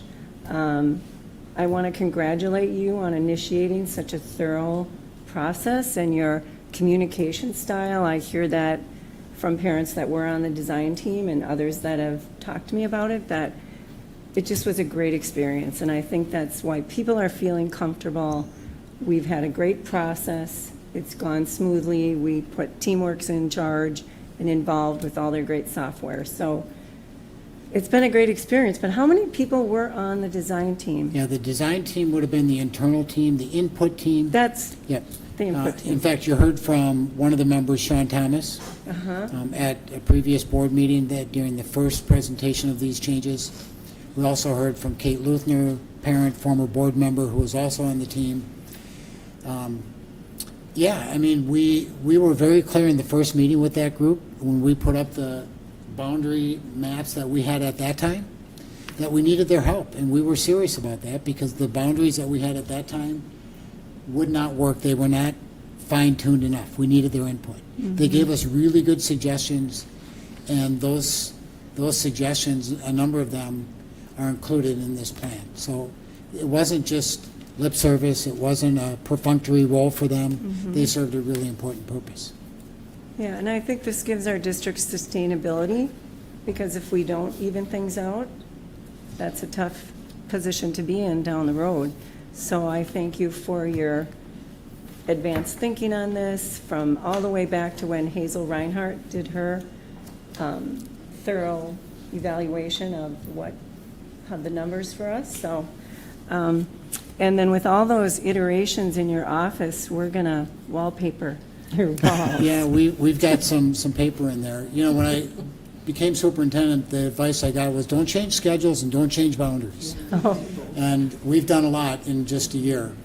And we've done it with the community able to move along with us. And I'm proud of that work that our team did there. Again, these changes have real impacts on families. We understand that. We appreciate that. We're prepared to support families through this process. These are not easy for families if they're moving, and we understand that.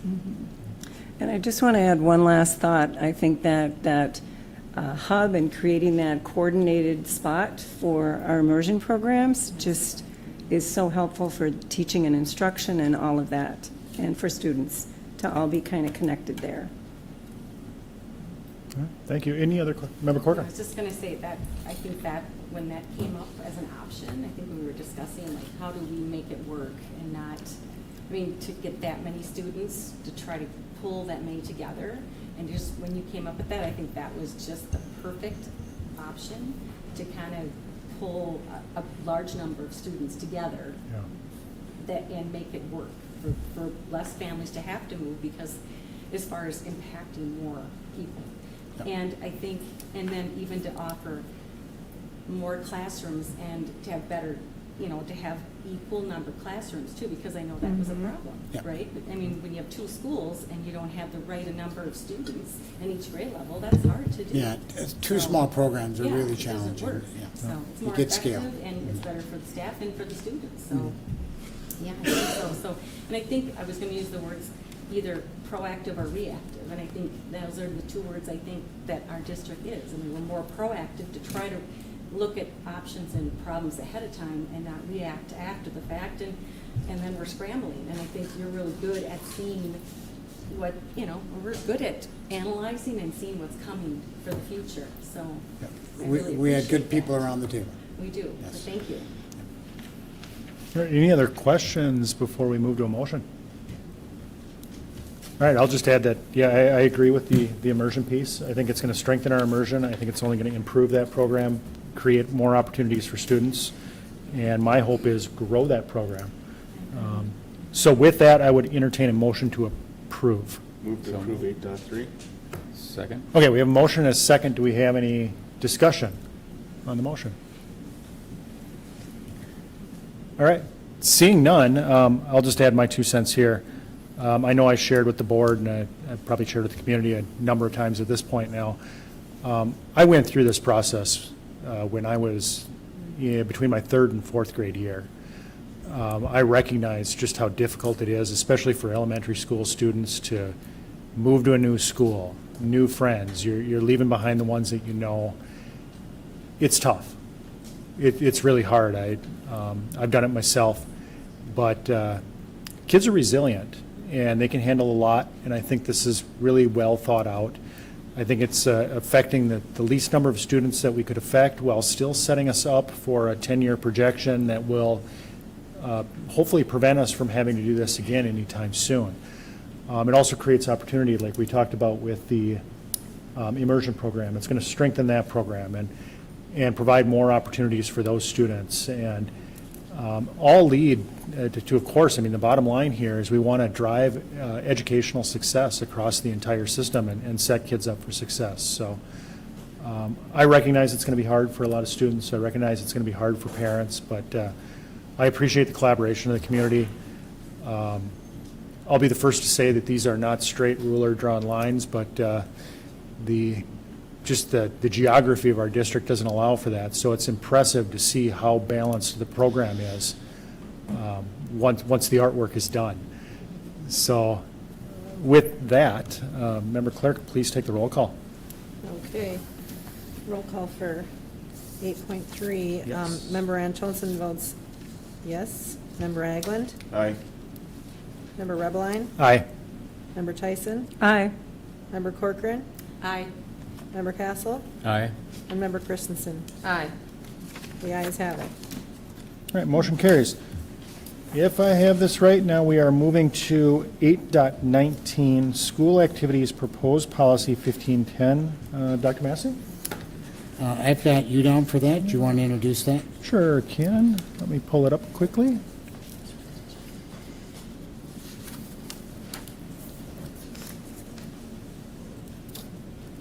All right. The purpose of this policy? Joy, do you want to bring my presentation back up? Sure. Good. Sure. So the purpose of this policy is to impart to students, employees, and the community the school district's policy related to the student activity program. The School Board Policy Committee reviewed this policy in April, presented to us for a first reading. So the recommendation this evening is approval of the policy as delivered in the packet. I would entertain a motion to approve. Move to approve. Second? All right, we have a motion and a second on the table. Is there any discussion? Member Christensen. I would just like clarification under 3E.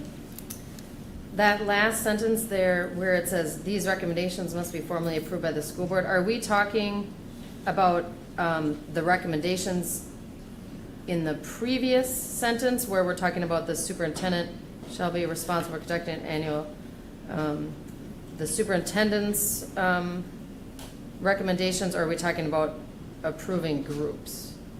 No, the recommendations of the superintendent as Recommendations. outlined in section 3E, yes. Recommendations of the superintendent? Yes. Yep. Okay, thank you. And I have another, someone else can have a question. Yeah, And Member I just wanted- Corcoran. I wanted to thank you for striking that in the blue. Yes, yeah, we discussed that in the, during the first reading, so Yeah. we struck it for this. Thank you. I Yep. think, like, I know, Mr. Caldwell said that it really, we kind of go by that anyways, but I thought it was extra and it didn't need to be in there, so thank you for striking that. Oh, of course. Member Christensen, did you have something else? Yes, I had another question about the chart that's up on the. Yes, it's a little difficult to read. Well, I think we all have one at our table. We do. I would love for the community to be able to see it. Joy, I hate to put you on the spot. Is there any way to zoom in on that so that members in the room can view that, can read that, can understand? If not, I'm happy to read it off so that the people in attendance here understand what's. I think that'd be good. Okay, Member Christensen, it would be all right if I read it off? Yes. Okay. So under 1510, we have a couple of different categories, and I'd like to just kind of define where some of the groups fit into the various categories. The first category is the Minnesota State High School League or Youth Developmental Activities. Groups that would fit into this include competitive sports, debate, speech, clay target, robotics, adaptive sports, and the Fall Dance and Little Kickers program that is augmented by the Dance Boosters. Then we have student involved in school operations. We haven't included here as categorized in 1510, but really these groups or these student initiatives, this is part of school operations, so this is kind of beyond this policy, but we thought it was best for the community to clarify what was in here. These would include LINK, the web program at the middle school, prom committee, bleacher captains, the yearbook at both the high school and the middle school, the Best Buddies program at the middle school, and Kindness Rangers. And then we have curricular extensions. This is really the meat of policy 1510 here. These are the groups that the board would be today carrying forward and providing that approval for the first school year under curricular extensions.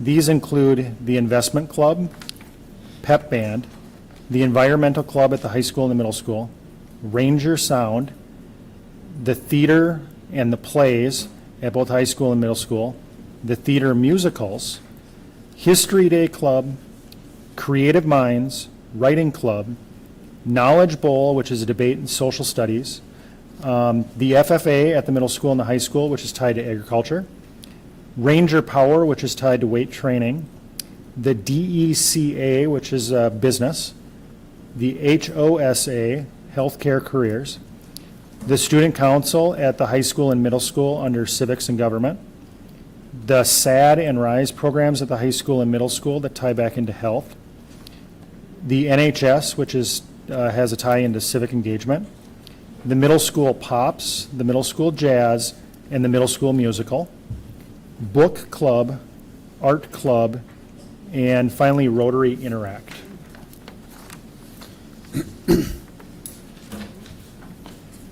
Is there any additional discussion? I do have a question. Yes, Member Christensen. Yes, so I have a question on 1510 here. So there's been a lot of public attention, obviously, on this, and I'm just wondering, I noticed something.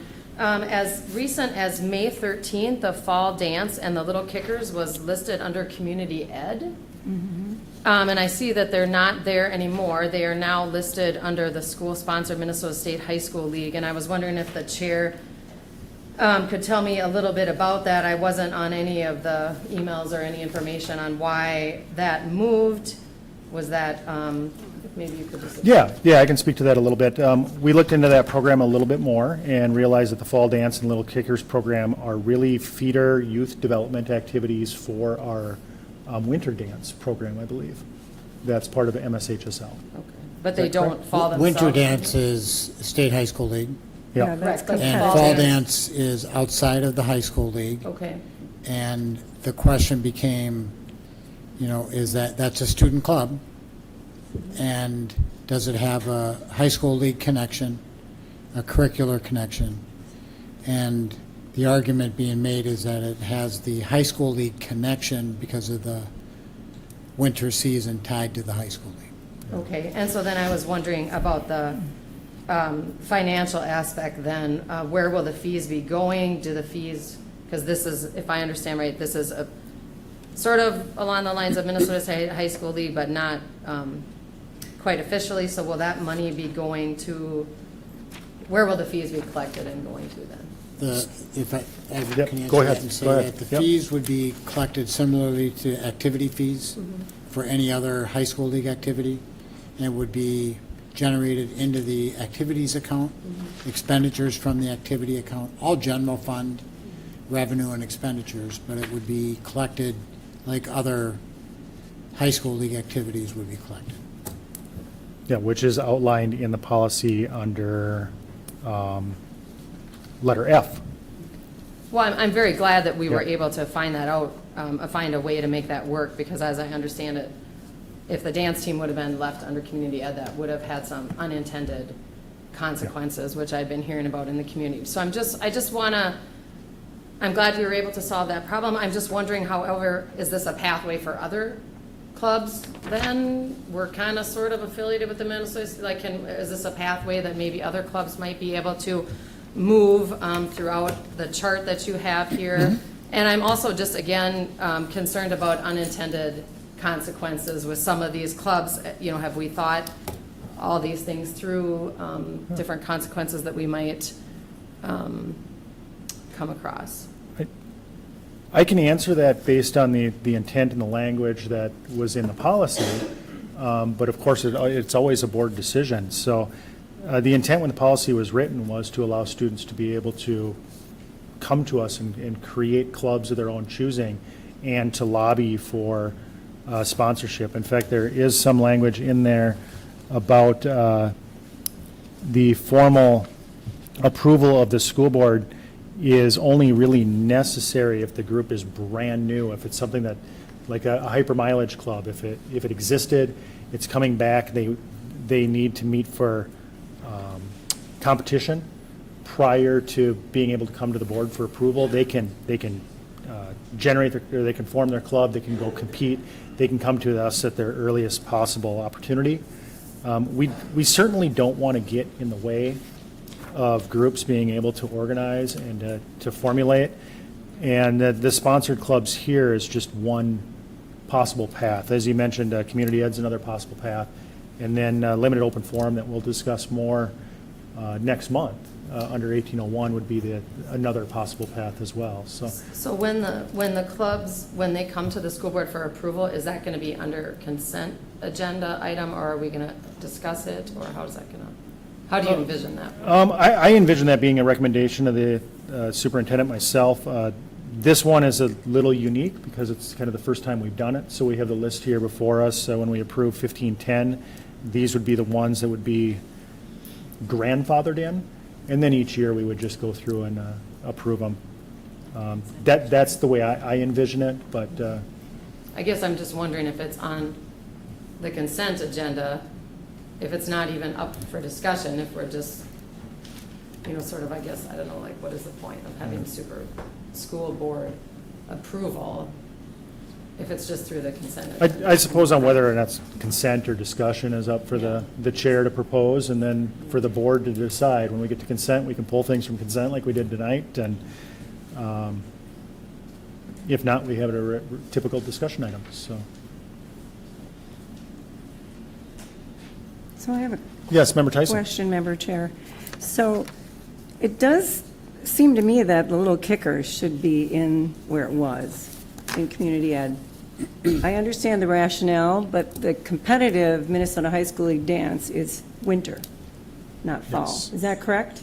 Yeah, the Little Kickers really is an extension of the Booster Right. Club. My daughter was in there. Yeah, so it's really a clinic that they do on the weekend, and then they And bring they them into a dance. Friday night exposure at a game.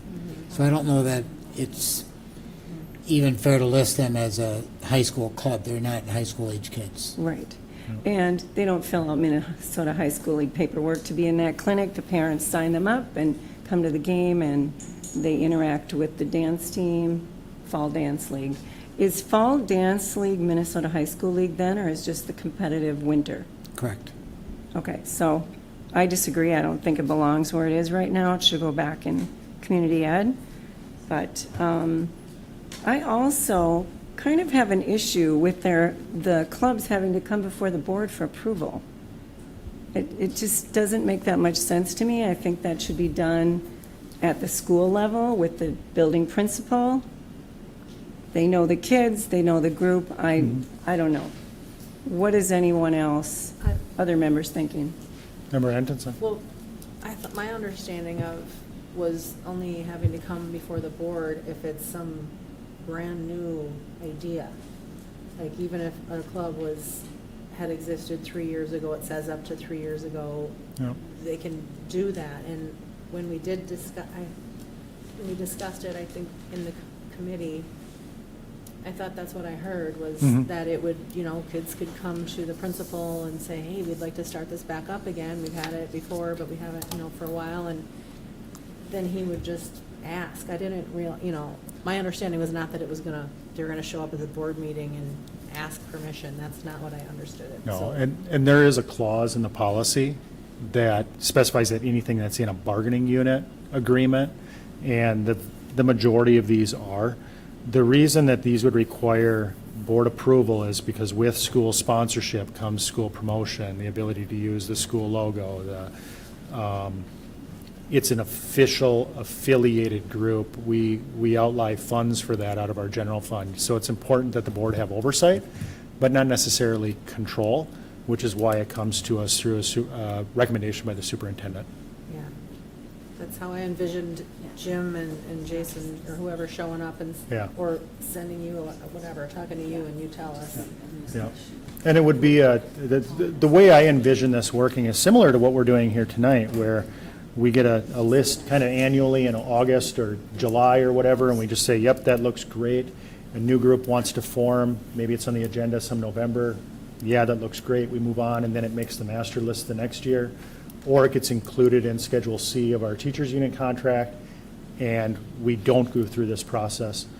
One of the reasons I felt it was important to discuss and even read off all of these club names tonight is just so the community understands and sees where we're going, because when we talk about bargaining unit contracts, nobody wants to go dig through 61 pages of teachers unit contract to figure out where their club sits, but yes, Well, Member I Tyson. agree with you, Member Chair. We definitely need better communication on how these policies are shifting. Yeah.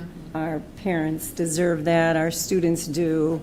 This has been going on for a long time, so any clarity, just like what you stated, is really important. To that point, Mr. Chair, it might be helpful to talk through the connection between 1510 and 1801. Sure. How limited open forum interacts with this policy, or how it is set apart. Yeah, so it's want to see how I want to frame this here. So we currently have one policy, being 507, that covers all student activities. It's not very well defined. It doesn't state this activity is sponsored, not sponsored. It's just kind of a good overarching umbrella. Fortunately for us, without clear guidelines of operating, we've done a really good job over the years. And I think, like I mentioned during the preamble to green cards, our school district legal counsel actually recommended, kind of tighten this up, draw a little bit clearer lines, kind of keep doing what you're doing, but make it clear on how this works. So limited open forum, if we go back to the Federal Equal Access Act, basically states that if you have any student-led, student-organized groups, that the school district cannot provide any type of prejudice on whether the group exists or doesn't exist based on content. So any group that is associated with religion could form, a group that is associated with culture or affinity could form under 1801. But limited open forum, the Equal Access Act is very clear that the groups must be student-led, they must be student-organized. The district must not provide any financial benefit to those clubs or to fund them or to provide any prejudice to one club over another. If you're going to promote the activities of one club, you must promote the activities of all clubs equally, or you must not promote the activities of any of the clubs. So that's kind of the distinction between 1510 and 1801, is that promotion piece, the advertisement piece, we are officially associated with this club, we promote it, we endorse it. And the school activities proposed policy under 1510, these are the things that we endorse. These are the things that we provide funding for as a community. These are things that we provide the Forest Lake logo and promotion for, which is why this list of groups fits this, because it ties directly to educational benefits and curriculum that we're trying to drive and academic achievement, or it ties in with the competitive sports opportunities that we provide under Minnesota State High School League. Hopefully, does that make sense? Did I draw that line clearly between 1510 and 1801? Member Tyson. Or Member Hagler. Thank you. I just want to add one clarifying point too. I think that you touched on, but maybe a lot of people might have missed it, that with 1510, these are paid participatory advisors. Yes. With 1801, they would be non-participatory, non-paid supervisors. Correct, and that's to meet the requirements under federal law. Right. Correct. And Yeah, Member Tyson. And so for me, when you take out that advisory part, that's really hard for our students. So I reported that I went and saw the AAPI event, and Trevor Cole has been their advisor for 10 years. There's a relationship there. And so I think just pulling that out is just going to be very difficult for our students. And I think we need to act with what's in the best interests. I would agree that that's a challenge, but I would just state that that's part of federal law. So if that's something that we have concerns with, that's something that our state senators and state representatives need to take care of at the federal level. That's not something that we have control with here in the school board. Well, I just want to add that I checked with I'm the director of District 6, and I checked with all my board chairs. Nobody's ever had a federal fine. Nothing's ever come across. We've had our clubs in place for decades. So do you know of any? This just happened in Osseo, I think 2 years ago. I could be wrong on the time frame, but it was very recently. It just happened in Osseo. And then one last question. Who met with council? I met with the council, and Member Antonsen met with council. Okay, but not the other member of the policy committee. Okay.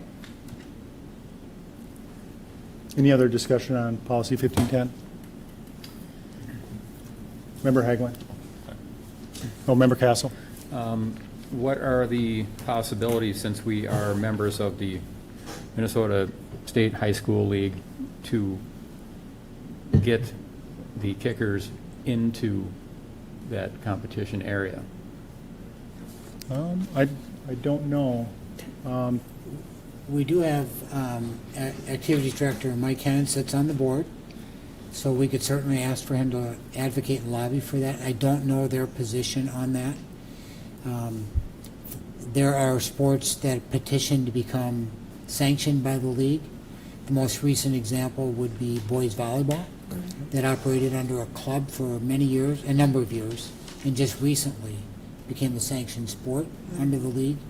It's not a overnight process, but there is a defined process with the league, and we could ask Mike Hennon for his thoughts on that, if not, for him to bring that forward to the league. I think that's an important distinction, though, that this isn't in concrete. These groups can be fluid, they can move around. Groups can become sponsored one year, they can move to limited open forum the next year, or they can become popular through limited open forum and then move into a sponsorship position too. So I think that's an important distinction. Member Castle? So is it strictly high school students that would be in the Minnesota High School League? No, not necessarily. We have sports that are 7-12, 9-12. So, yeah, it really is middle school through high school. All right, any further discussion on Member Christensen? Yeah, so again, just to get back to the other point about how the fall dance team moved, and, I appreciated Dr. Massey's description about it, but I guess I'm just still feeling like maybe some of this is kind of subjective, and so who is deciding this? So let's just, so one group is very upset about where they are, where they landed, and if that group is organized and gets to the school board and is very upset, it seems like maybe they were able to move a little bit, and maybe there's another group that's equally as important to students, but maybe they don't have the parents that are upset or a booster club behind them. I mean, I'm just, Per the policy, we do, the 7 of us here, make the distinction on what groups we sponsor. and that's a group decision The board. after this passes? The- Because the- this isn't a group decision I mean, I know Dr. Massey and Mr. Miller put this list together, but, Yep.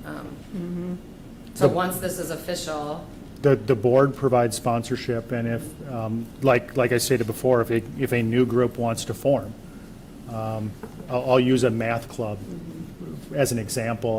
I know we have some math clubs in existence now, but say we have a new math club that wants to stand up, and they want sponsorship because they're going to go compete in a national calculus contest. I mean, that sounds like fun.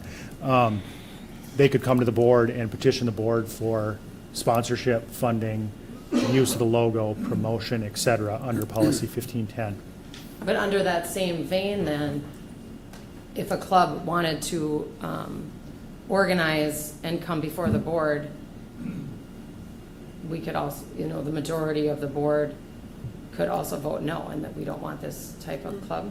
Correct. The only requirement, and this ties back into policy 1801, is there has to be a clear connection to curricular or academics in order for a group to have sponsorship, or in like the Minnesota State High School League, or developmental activity associated with a high school league sport.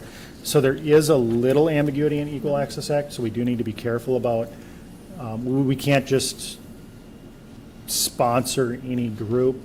But I feel like perhaps we could find an avenue, or booster clubs or whatnot could find an avenue where they could try to tie it into 1510 and moving it over in that direction, where again, the school board And we have- majority could say, no, we don't. And we have done that in the past. We have a number of affinity groups that are sponsored through the Achievement Integration Plan. That is sponsorship.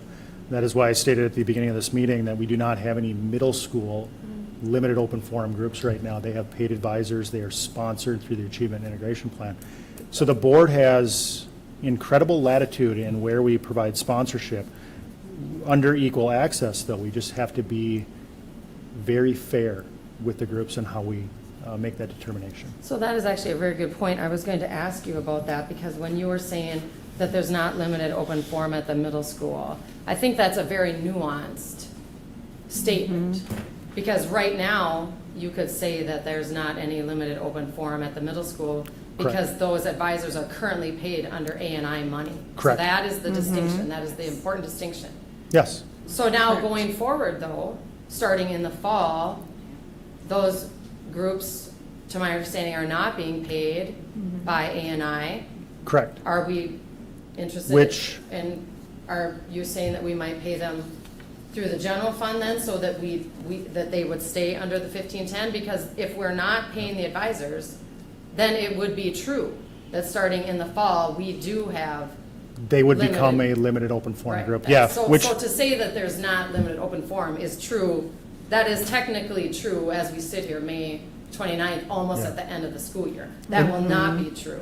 and that is a very important distinction, and I thank you for bringing that up. The list that I read, this list would be applicable for the 25-26 school year. This is not the current applicability to 24-25. So this list is available to the public on our agenda on Board Book, so everybody can review it. They can see where the groups fall in for 25-26. So thank you, Member Christensen. That's a very important Well, distinction. I think it's disingenuous to keep repeating that when it's a very fine line. It's a very nuanced statement. This is for next year. Member Corcoran. So, I guess, Member Tyson's, I mean, we could go on and on about this, but the groups not having advisors is the key element of the whole problem. I mean, that is the crux of the whole problem, because right now they have advisors, and they need advisors. So how do we get around that whole issue?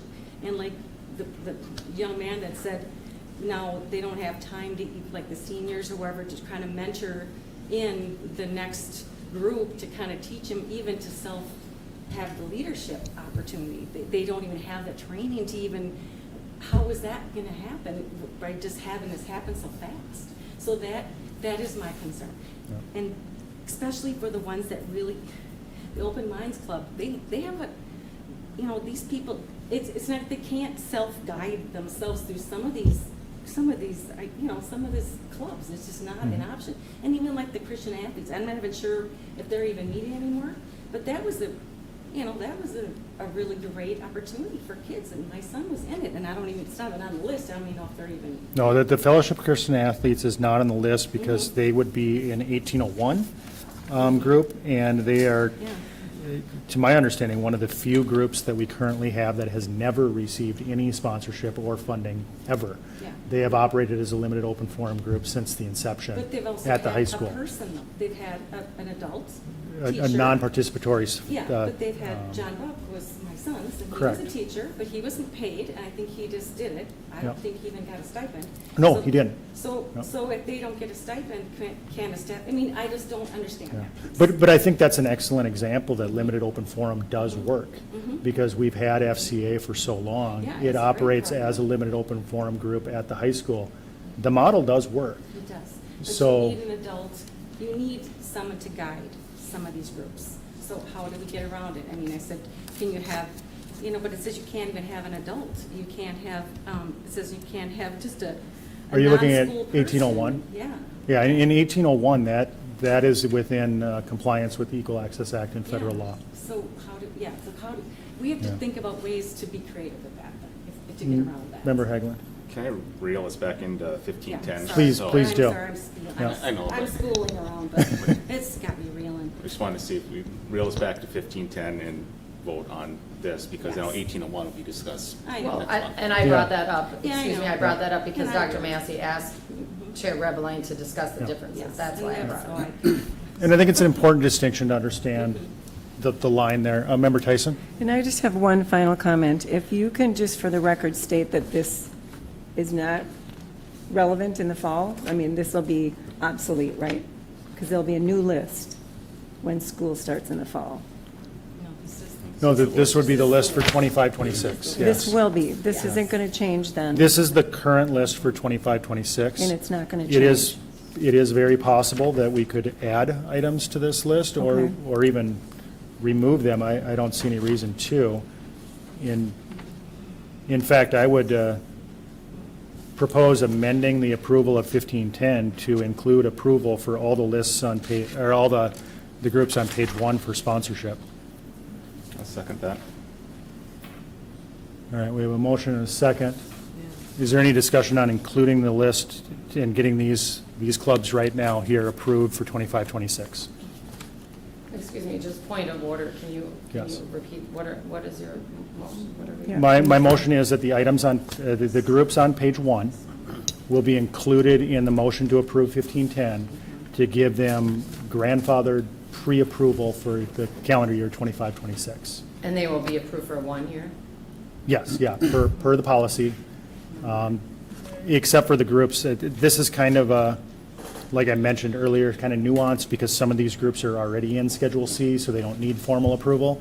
But we'll just make it very clear, especially to the audience that's here tonight, that anything you see on page 1 of this that's listed under school-sponsored Minnesota State High School League athletics activities, student involvement in school operations or curriculum extensions would be covered and authorized by the board with policy 1510. So that's the amendment. And Mr. Chair, if I can add a nuance to that. I think it's important to understand that any activity that fits under 1510 has to legitimately fit there. Yes. It's not the will of the board. It has to take a curriculum connection.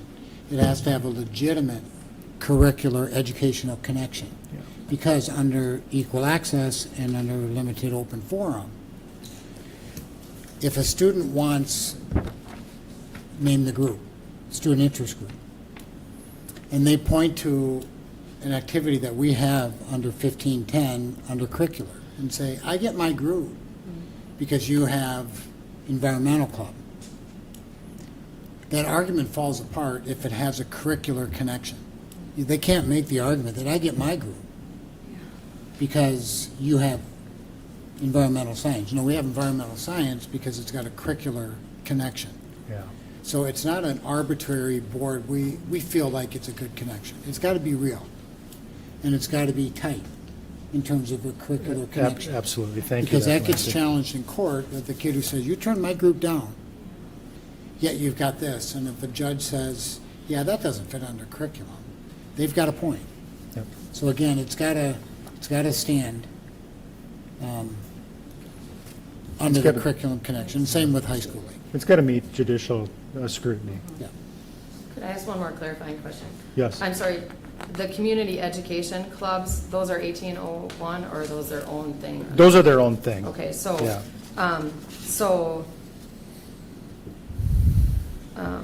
And community education, and with Director McKinnon standing right there, community education's open to pretty much anything that the public sees a need in. Is that correct? Yeah. Yeah. Member Antonson?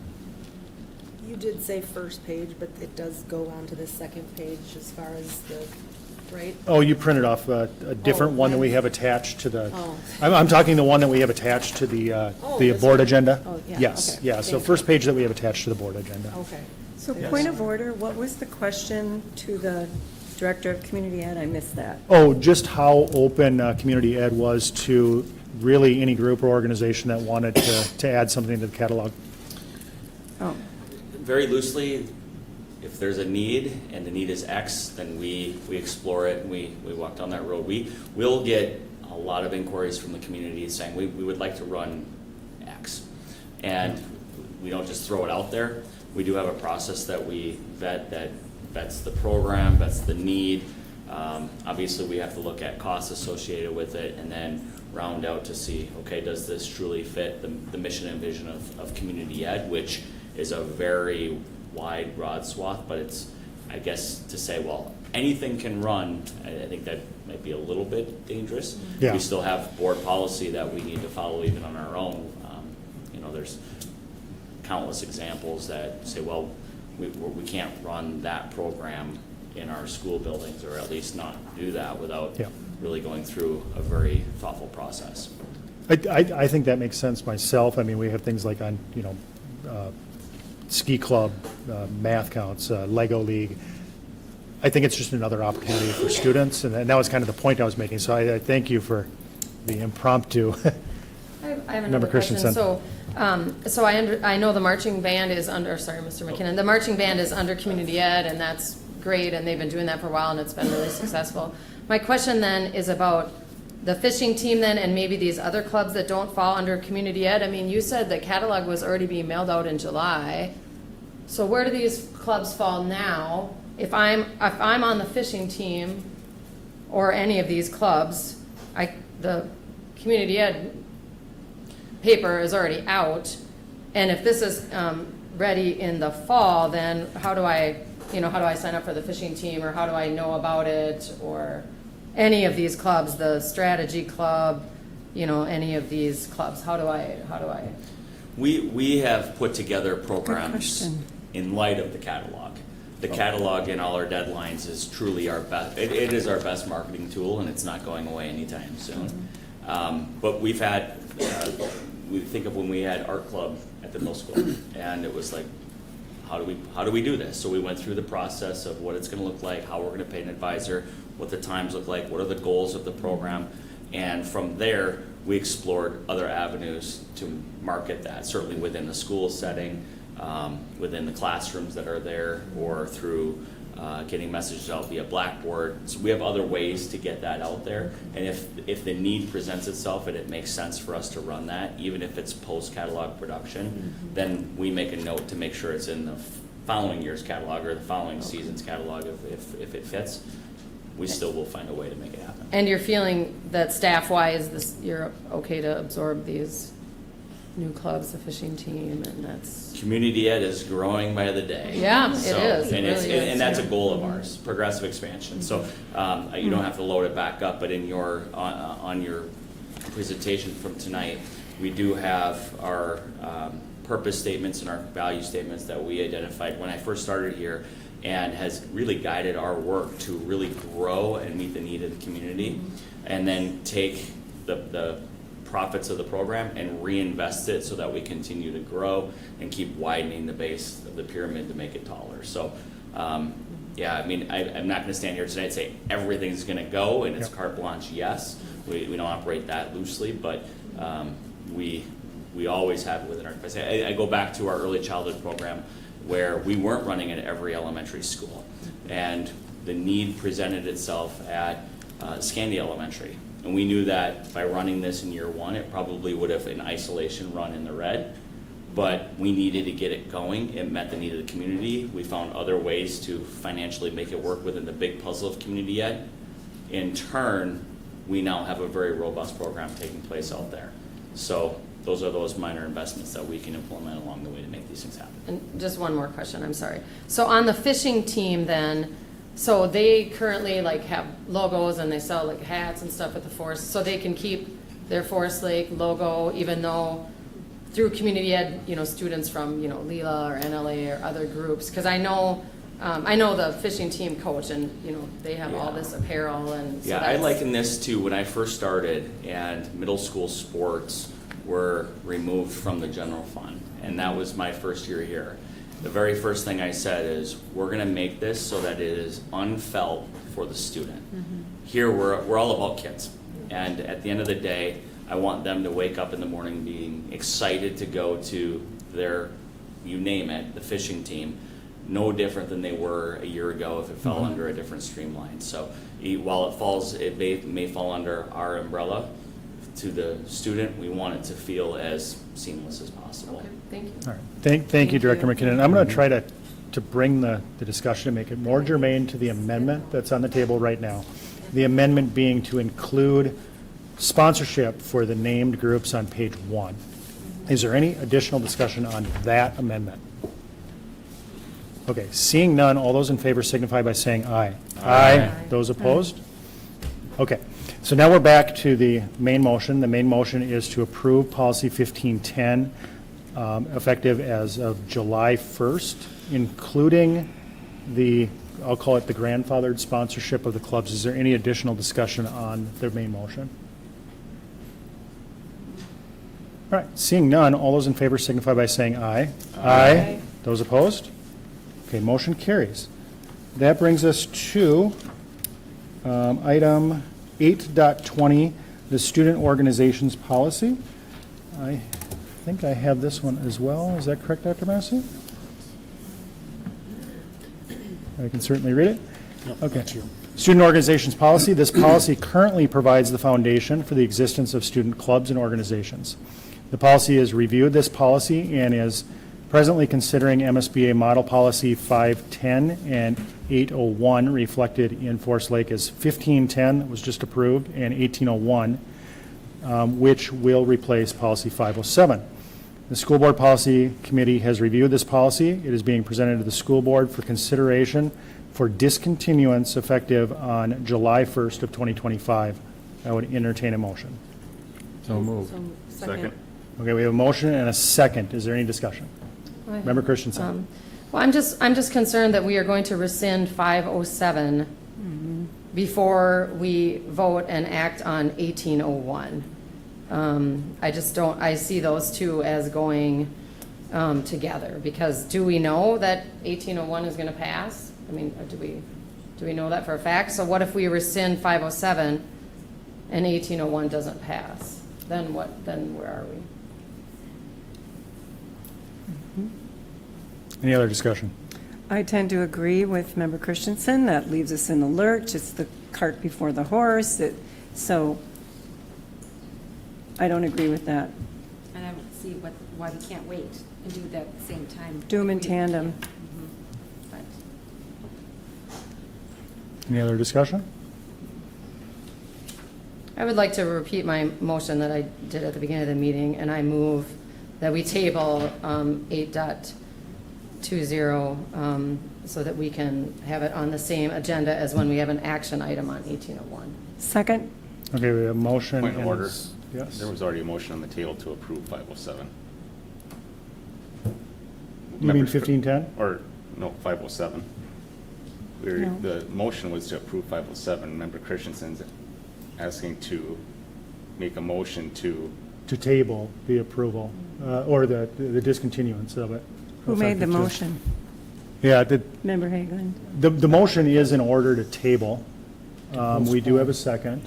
The motion was to table. okay, There is no discussion on a motion to table. okay. We go immediately to a vote, so those in favor signify by saying aye. Aye. Those Aye. opposed? No. No? No. All right, the motion to table fails, which brings us back to the original motion to rescind policy 507 effective July 1st. Member I Christensen? do have another question. If you, Member Chair, if you could just explain what is the plan? What is the reason for rescinding 507 before we can pass 1801? Because there's been a lot of discussion about 1801, and right now, you know, the middle school groups have been left in there, but I'm not confident that the evening we vote on this, that someone's not going to make an amendment to change that.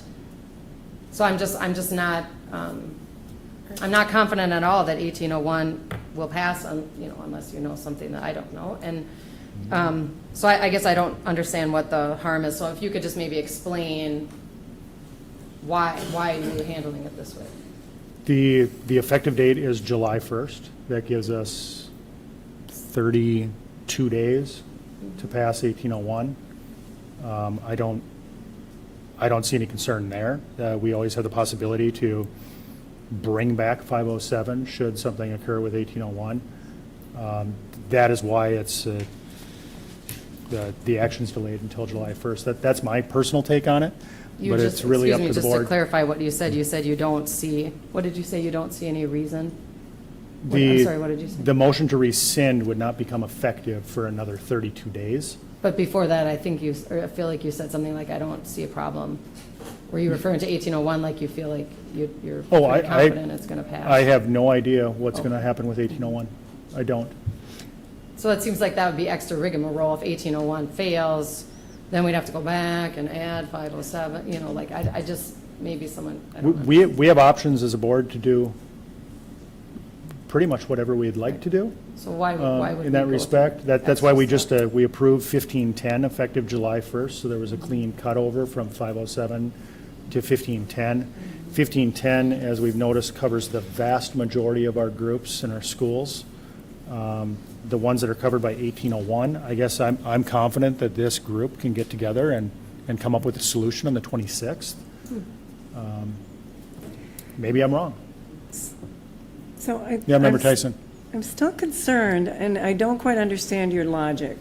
Member Christensen makes an excellent point that if you rescind 507 and we don't have 1801 in place, and you stated it's through July 1, but that gives that policy a time crunch, and we've had so much public outcry and feedback on 1801.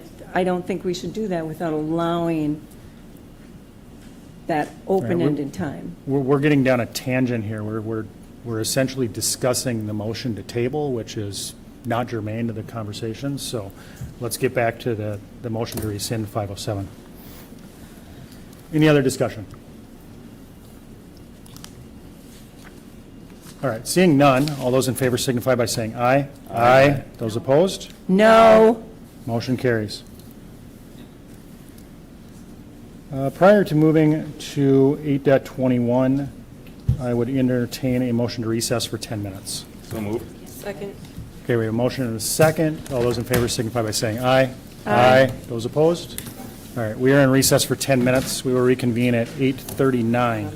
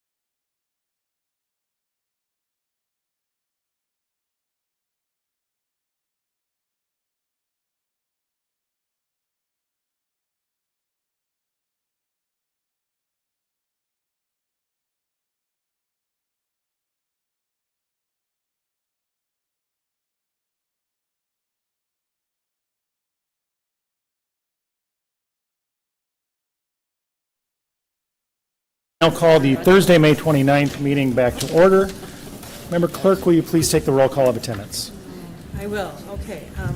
Member Christensen. Here. Member Haglund. Here. Member Rebbeline. Here. Member Antosin is here. Castle. Here. Sorry. Member Corcoran. Here. And Member Tyson. Here. Everybody's All right. here. All here. I think the 10-minute recess was much better than a 5-minute recess.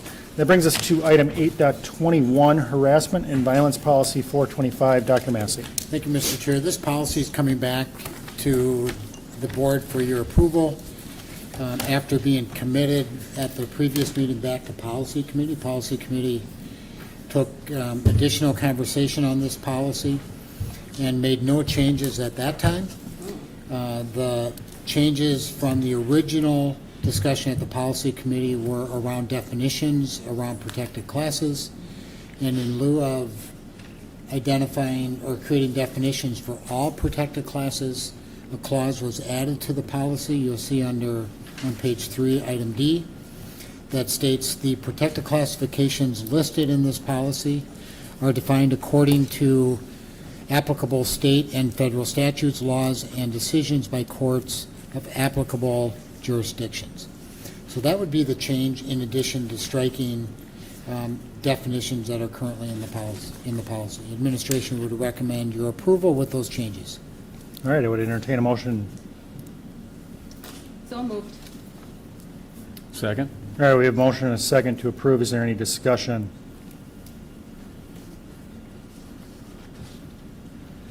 All right, seeing none, all those in favor signify by saying aye. Aye. Those opposed? Okay, motion carries. Approve 2025-2026 budget. Director Remberg-Eide. Thank you, Chair. Good evening, Board.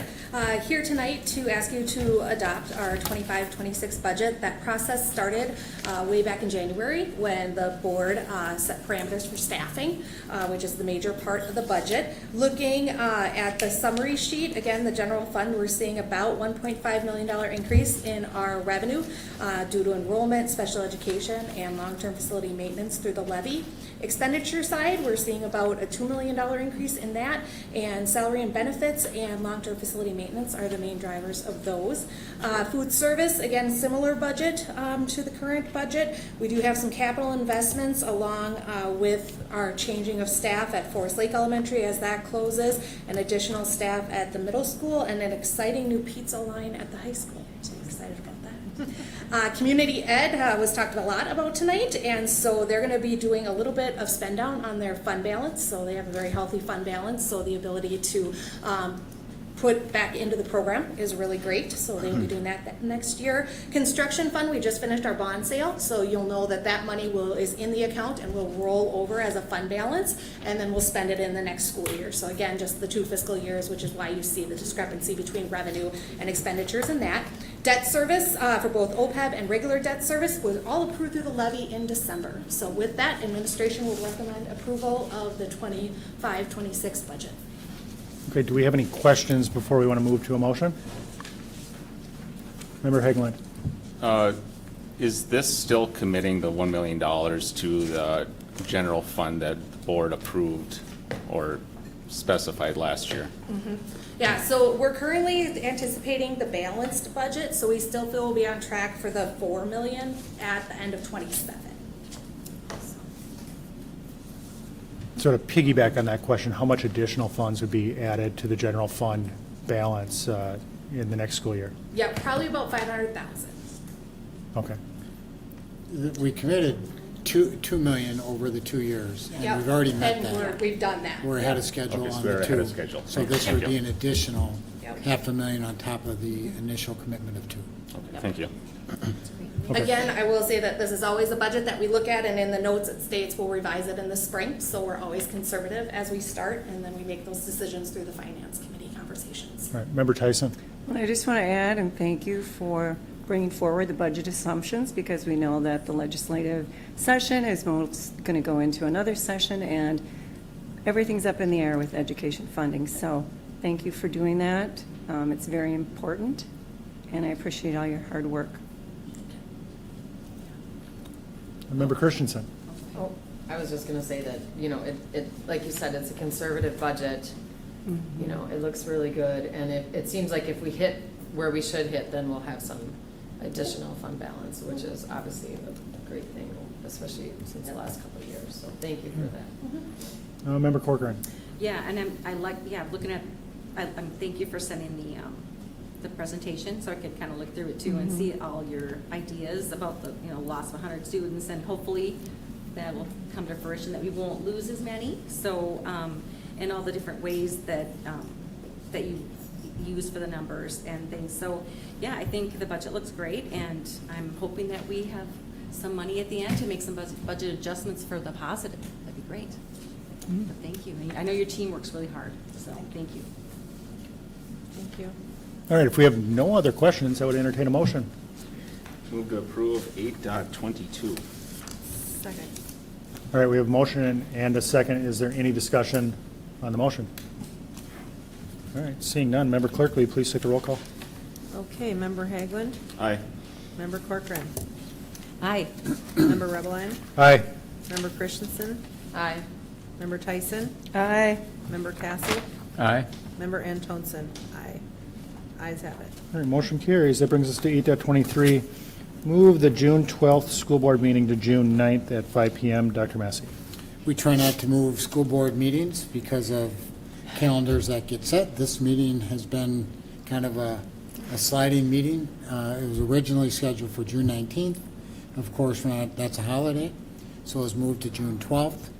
Due to conflicts with at least one board member, the interest is to move it to June 9th, which would be a Monday, same week. So please take note, this moves from a Thursday meeting, typical routine, to a Monday scheduled meeting.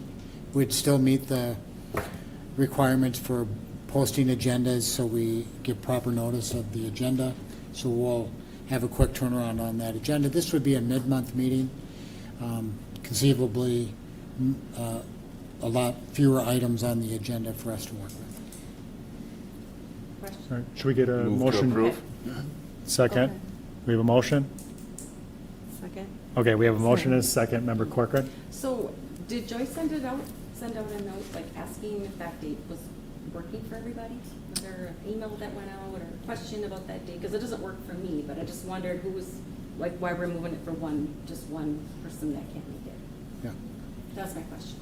Yeah, I can address that. I actually had a number of members reach out to me, and it was looking like we weren't going to have a quorum on the 12th. So I just looked at the schedule, and I proposed the 9th. It seemed to make the most sense. But anything can be amended, so. No one reached out to me No about the one, me date either. change. Or I me. didn't know anything about it. I didn't know it either. It doesn't work for me, but I just didn't know if it was just one person. I'm like, well, normally we don't move a meeting for just one person. Yeah, it's exactly, which is why it looked like there may be a risk of quorum. Okay. Like Dr. Massey mentioned, this is not something that we would typically take lightly, especially with all the discussion we've had around the meeting dates lately. But that mid-month meeting at the end of the fiscal year is pretty critical, that we get some bill approvals in prior to, I think, the 16th. Is that the correct date, Director Renberg-Eide? So I felt it was important to move it forward, hence the proposal. Yeah, Member So- Christensen. And just another, what did Dr. Massey say about the packet will be made public? It'll be the same time frame, the same Yeah, number we'll of meet the days? same requirements Same for posting. requirements, okay. Meeting Friday? Yeah, so, Well, Monday, they would require what, Joy? Friday. Friday. Yeah. Yeah, formal posting of the agenda. Public posting on Friday instead of school board posting on Friday. yeah, so school board posting probably Monday, so. As soon as we could. Yeah, as soon as we can. It's going to be a relatively light agenda, especially compared to tonight.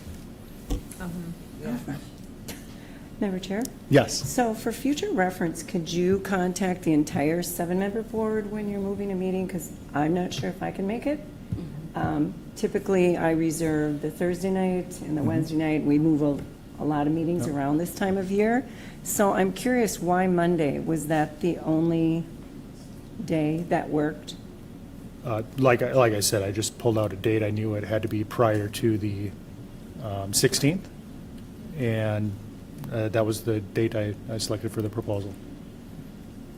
And was there any reason why you didn't call me? I didn't get a call. Okay. I mean, So- I think this is just, It's short notice, for sure. I think Yep. we'll all agree on that.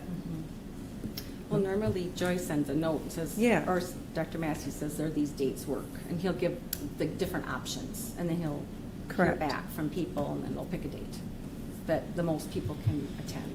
But, yeah, I don't know. But I can't make it, but that's okay. It'll work for me. Any other discussion? All right, seeing none, all those in favor signify by saying aye. Aye. Those opposed? No. No, I'm gonna say no too. Okay, motion carries. That brings us to 8.24, approve the 24-26 nutrition services agreement. Dr. Massey. Board, we're excited to bring this ratified agreement to you for the 24-26 contract years for the nutrition service, food service agreement. You'll recognize that the changes here are consistent with many of the changes from the previous classified improvements or contracts that you've approved.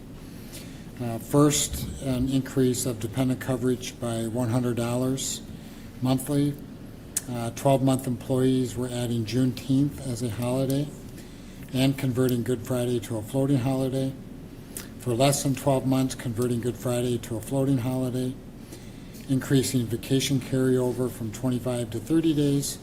Wage increases consistent with board parameters and consistent with other agreements with the first lane, it's identified as lane B, but the first lane would be a 2.5% increase, 2.5 in the second lane, 1.5 in the third, and 4% in each of the final two lanes of the contract, and a 3% increase in the second year. With those updates and with an expression of gratitude to this group and their service to our kids and families, administration would recommend approval. Entertain a motion?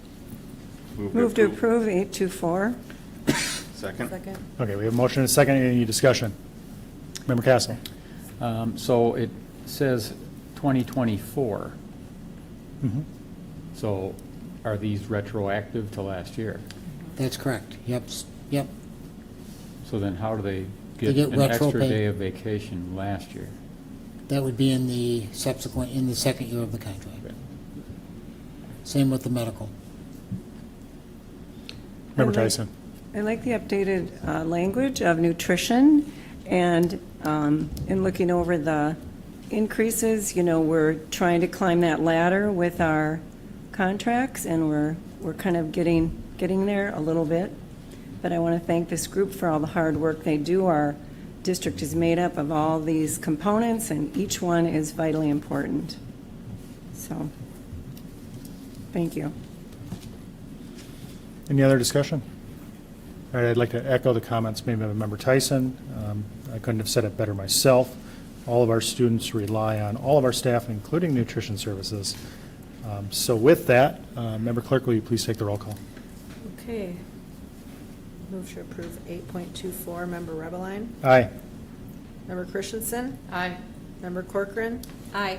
Member Antonsen votes aye. Member Castle. Aye? Member Hagland. Aye. And Member Tyson. Aye. The ayes have it. All right, motion carries. 8.25, approve the 2024 to 2026 Forest Lake Association of Educational Professionals Agreement. Dr. Massey. We're pleased to also bring this ratified contract agreement to the board for your approval tonight. I would like to specifically recognize Jen Gajewski, who leads this team, and their work with administration in working through the contract. They're in great hands with Jen Gajewski, as are our kids during the school day, so we certainly appreciate that relationship. The changes in the contract, consistent with other changes, would be increase in dependent coverage by $100 each month in the second year. The addition of Juneteenth for those who work summer months, and then wage increases consistent with the other agreements, with 2.5% in each of the first two lanes, 1.5% in the middle third lane, and 4% in each of the final 2 lanes of the contract and a 3% across-the-board increase in the second year. We also had conversation about professional development and including our paras in district-wide professional development. While it's not enumerated in the contract, we couldn't agree more that including that their presence at district staff development, especially the all-district staff development where we bring in a keynote speaker, is really vital to the overall team that we have here in the district. So we acknowledged that we would bring them into that and, of course, provide compensation for their time. With those updates specifically in the contract, administration would recommend your approval. Move to approve. 825. Second. I have a motion and a second. Any discussion? Member Tyson? I have a question. I like on page 23, I believe, the 403B payment option. Is that in all the other contracts that mirror each other? That is not in all the different contracts. That's unique to this one, and that was negotiated, I believe, the previous contract, and Okay. it was in lieu of other elements that other groups bargained in. So their preference was to bring that into the agreement versus other features that others were bargaining for. I don't Yes. remember exactly what those were at the Okay. time, but it was something that worked for this group. Well, I really like seeing that option. I think we know we have to get creative. We have transportation funding dollars sucked out of our general fund. So if they were in there, if we were all down lobbying and getting that attention, we'd have money in our contract. So I like that we're creative and we look at things like that for our contracts, because like I said, each component is vitally important in our district when we know that our paraprofessionals are. And I have to comment that I do like that they're coming back to the event, because we always used to do that. So I'm glad that's being reinstated. Thank you. Any other discussion? Yeah, I'm excited to hear that they're going to get more professional development involvement. These staff members are critical to the success of our students. So although it's not in the contract, I think that's a key importance, and I'm happy to hear it. Member Clerk, please take the roll call. Sure. Okay, Member Antonsen votes aye. Member Corcoran? Aye. Member Christensen? Aye. Member Haglund? Aye. Member Castle? Aye. Member Tyson? Aye. And Member Rebline? Aye. The ayes have it. And motion carries. 8.26, approve the 2024 to 2026 mechanic agreement. Dr. Massey. Yeah, we're also pleased to bring this agreement to you tonight, ratified by the mechanics who keep the wheels on the bus moving forward, and our bus is in safe condition, so a vital service to our transportation system. Consistent with other agreements, an increase of family medical by $100 per month in the second year of this agreement, an increase in various stipends throughout the contract, specifically the tool allowance would go from $275 annually to $300. Footwear allowance from $225 to $250 annually. A stipend for the EPA fuel oil compliance certification from $250 to $350, in the addition of the unlicensed electrician certification, setting that at $350 annually.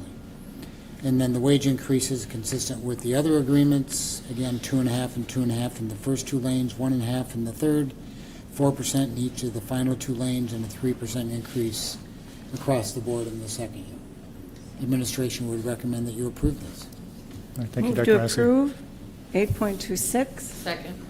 All right, we have a motion and a second, and before we go into discussion, I just want to ask, is anybody else here disappointed that Dr. Massey didn't say that they keep the wheels on the bus going round and round? What did I say? Sorry. I said going forward. That's true as well. That was my first thought. Is there any discussion? Round and round. Yes, Going Member back to Tyson. my kid days reading books. I just have one quick question. How many mechanics are in this contract? Direct 3. How many? 3. Okay. 'Cause I And know how many it's- buses? We have a few. around 85. Right. 85, that's great. Wow. It's a lot of We work. have the They're bus very busy. program, so. Yeah. Well, I know that the age of the buses aren't as old as they used to be, so. We used to have hopefully- 4. Yeah. So we have Yeah. reduced down based on the age of the fleet. Yes. Okay. Used to be extremely old, and they worked very hard to keep them on the road. And now, with the number of miles that we close, they work very hard just maintaining them, keeping them on Yes. the road and serviceable for a long life. Yes, Absolutely. yes. Not an easy job. No. My dad did it for several decades, so I have a lot of appreciation for this group as well. If there's no other discussion, Member Clerk? All right. Move to approve 8.26, Member Castle. Aye. Member Rebbeline. Aye. Member Haglund. Aye. Member Antonsen votes aye. Member Corcoran. Aye. Member Tyson. Aye. And Member Christensen. Aye. The ayes have it. All right, 8.27, resolution approving long-term facilities maintenance revenue plan for Intermediate District 916. Director Ambergheidi. Thank you. As a member of the Northeast Metro 916 District, Forest Lake Area Schools is responsible for a portion of their long-term facility maintenance plan. And so the school board approved the plan at their last meeting, so I think you had mentioned that, Yep. Chair Rabeline. And so the, our portion is gonna be $38,201.12. So with that, administration will recommend approval for our portion. All right, before moving to a motion, are there any questions? I do have one question. Can you help kind of break that down and help us understand the individual taxpayer impact this will have? Because this is a long overdue 916 correction. So that we're this gonna- is we're actually, gonna- that would be part of their debt service part of our Oh, levy. this is the other one. long-term facility maintenance. This is the other one, okay. Sorry, I got We will confused get it. between the We- two. yeah. Yes, okay, And I Member Tyson. think with 916 Northeast Metro, it's good to clarify that that's a 13-member district cooperative. So that amount is divided between Correct. 13 Yes. different So ours is districts. 6.4% of the Right. total. Yep.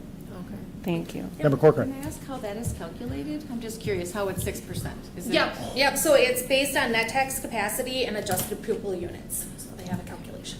Okay, thank you. Yep. All right, I would entertain a motion to approve. So moved. Second. Okay, we have a motion and a second. Is there any discussion? All right, seeing none, Member Clerk? All right. Move to approve 8.27, Member Antonsen votes aye. Member Haglund. Aye. Member Christensen. Aye.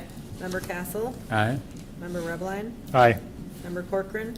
Aye. And Member Tyson. Aye. The ayes have it. All right, 8.28, resolution approving long-term facilities maintenance revenue plan for Forest Lake Area Schools, District 831. Director Ambergheidi, welcome back. Thank you. So this would be our plan, so 100% of it is based on us. And so again, we ran over at the last board meeting, also at the Buildings and Grounds and Finance Committee, our future projects for our LTFM plan. We know that we submit a 10-year LTFM plan. Ehlers helps us with that process to look at what our tax capacities will be and our anticipated community involvement in that, making sure that we get as stable taxes as possible. So the plan really has a lot of definition in the first 1 to 4 years, but after that, you know, we're still always looking at how things are faring with their age of life and what they're doing. So again, we had those projects that we reviewed last time. That center we're finishing up. We have Wyoming and then Forest View. So that's kind of the next 4 years that are specifically outlined here. So with that, administration will recommend approval of our own 10-year LTFM plan. All right, Move to approve 8.28. So moved. Second. Okay, we have a motion and a second. Any questions or any discussion? Member Corcoran? I have a question about the gymnasium at the high school. When is that happening? Is it next year? Nope, right now. Is it so now? it is literally, yes, if you go over there, it is boarded Oh, up, and I'm our sorry. locker rooms and main gymnasium are being worked on. We are really hoping that graduation does not have rain, because we're gonna be moving a lot of, Originally, I saw a lot of rain. boards if that's the case, and we will do it. Because, yeah, we do have the ability to still have it in the gym this year. It would not have the air conditioning that is coming with this project that will wrap up in September. But again, yes, so that is going on right Thursday's now. looking dicey. I know. I- Well, originally it looked rainy and then it looked nice, and now what, is it I raining know. again? Yes, trust me, we are all watching it. And we will be ready to host graduation wherever it needs to be. I know. Thank you. Yes. And I hope we have steps so the school board can get off if it's hot, because I had to jump one year because I was, So hot, yes. yeah, Yep. dangerous. Member Hagelin. Forgive me if this isn't germane, but since you brought it up about graduation, is there any contingency plans for a venue outside of our gymnasium that we could go to in the event of rain? This year, there isn't. We've explored that in the past. We've had arrangements with Aldrich, I believe, in the past. That's not available currently. We've We looked at also other pay if we venues. use it or don't, which is. Yeah, so it's a quite an expense whether we use it or not. So we're moving forward with our fingers crossed, and worst case, we're in the gym one more time. Yeah, the best part about our turf too is when we think about our old stadium with the dirt, if it rained 2 days before, we would have a problem. Our turf has all the drainage tile in there, and so it can rain up to an hour before and we can still hold it there. So it's, it definitely is a game changer in that. So. But again, the gym is available and we've done it before. We can do it again. Member So Tyson. one question, since Member Hagelin brought that up, is there any way, because we always worry about the musical instruments getting damaged, and that's a big thing, is there any way to like rent a big tent for them or something that looks presentable to not have to worry about, in the event of rain or sprinkling, that the musical instruments aren't damaged? I will talk to James Larder about that, and then we always get costs for different things. So other things that we've gotten costs for in the past include shooting in AC to the main gymnasium, and that was cost prohibitive, even though we had researched it. So we will research a tent and see what it comes up with. Maybe one over us too? We can use No, I can bring an umbrella. Oh, my goodness. Yes, Well, but thank yes, you. our musical instruments are a big investment of the school They district, and are. they are also sensitive to the weather. So we Yeah. do need to consider that. But again, it's part of, Principal Caldwell does a great job in the communication, and we work really hard to make sure we have it in the right place that's best for everything. Okay, I thank you. think this is one topic where prayer is appropriate. So we'll go that route and hope for the best. Getting back to long-term facilities maintenance, is there any other discussion on that topic? All right, seeing none, Member Clark. All right. Move to approve 8.28. Member Hagelin. Aye. Member Antonsen votes aye. Member Castle. Aye.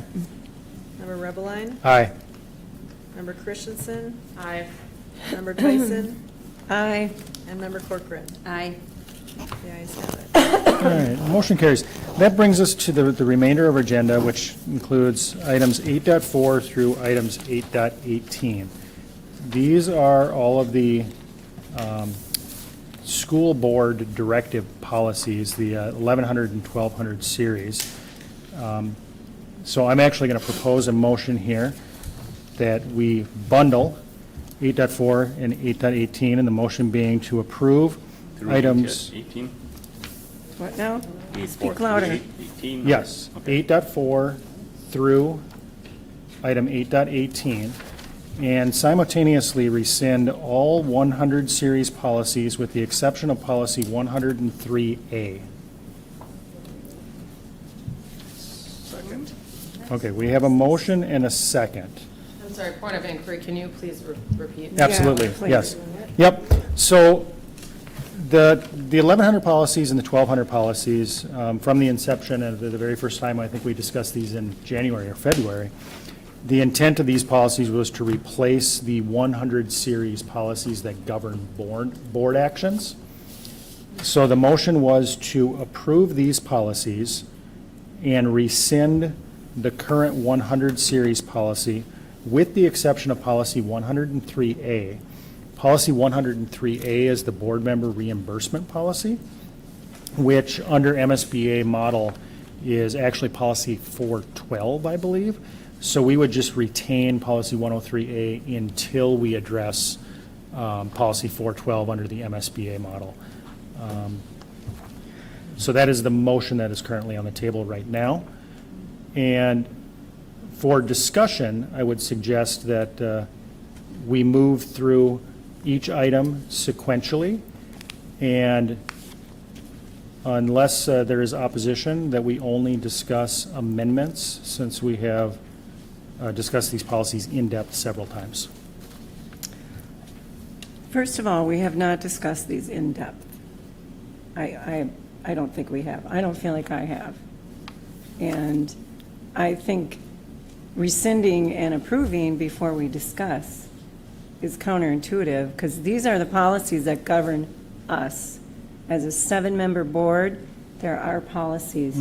So we should have the opportunity to discuss. All right, there is an objection then. So we will go through these top to bottom, and we can discuss and entertain motions. Member Chair? Yes. I move to limit discussion to amendments only. All right, we have a motion to limit discussion to amendments only. Do we have a second? Second. All right, we have a motion and a second to limit discussion to amendments only. Is there any Point of discussion? inquiry. What- Yes. So now we're, I'm sorry, just explain the process to me. What are we doing here? So the motion that's on the table is to approve 8.4 through 8.18, which includes all the 1100 and 1200 series policies that we workshopped. At the same time, we will rescind all the 100 series policies except for 103A. The motion that Member Hagelin just brought forward would be to limit discussion to only discuss amendments, since we have discussed each of these policies in depth in workshops, and we have also discussed them and had them for first reading. So then I have a question. If we have discussed these in depth and changes have not been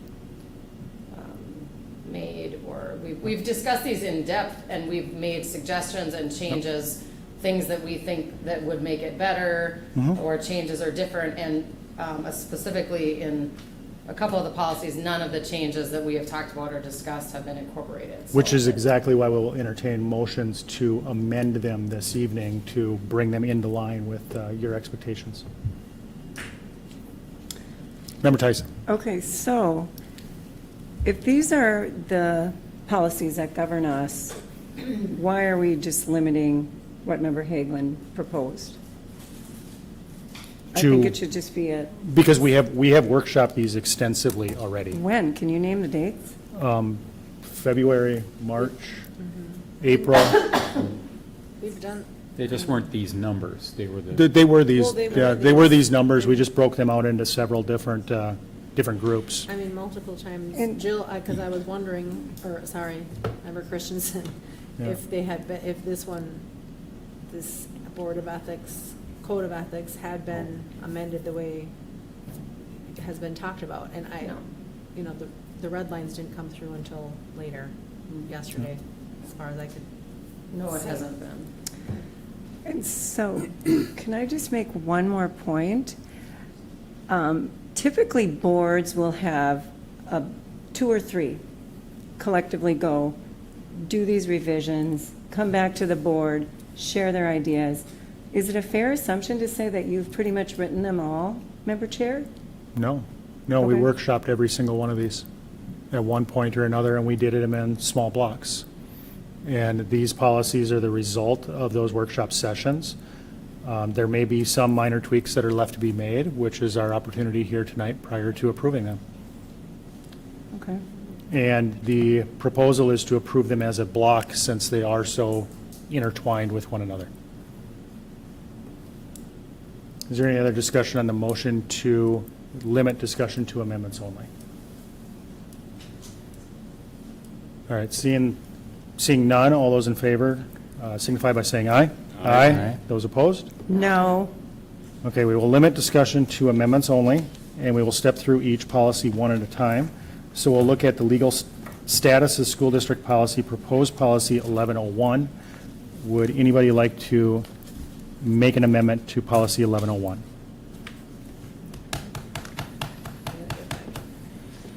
All right, seeing no amendments to 1101, that will move us to policy 1101A. Are there any amendments to be offered on policy 1101A? Member Castle. So the item in red is what has been changed from when we worked on it before. Which document are you looking at? Are you looking at, 1101A. are you looking at the strike document, or? What I would add, yesterday I shared a set of all these policies with the red lines included. So Director Friedman and her team took time earlier this week to go through all the policies, identify what is different from the model based on the board chair and discussion in workshop. So anything that is in red is different from the model. Oh, in this case, 1101A, what is in red is what came back from the policy committee. We did commit this policy, and they indicated that we're registered with the United States Internal Revenue Service as Washington County Independent School District 831. So that's a strike through on this one. Yeah, depending on the policy, like Dr. Massey mentioned, it will be different. So on the board book, doesn't have what's different from MSBA. Joy, board book, does it include the red line version, or, so the board book should be consistent with what I shared? Yeah. Okay. Yep. Okay, excellent point of inquiry there. Does anybody have any amendments for policy 1101A? All right, seeing none, that will bring us to policy 1201. Are there any amendments for policy 1201? Yes, I'd like to strike 5A. If this policy is adopted, it should be identical to the MSBA model policy. You would like to strike Yep, just take it out. powers and duties. The school board has powers and duties specified by statute. The school board's authority includes implied powers in addition to specific powers granted by the legislature. And then the red lines, the red underlined So- statement. Can you please clarify the amendment? Help me just- understand what we're striking. Okay, so under 5A, Yes. you just read it. I want to strike, accordingly, school board members are designated as persons having general control and supervision of school property. That's problematic. That is not in the model policy. We are not, that's deviation. We are not in charge of property management as school board members. Okay, we have a motion. Second. We have a motion and a second. Is there any discussion on the amendment?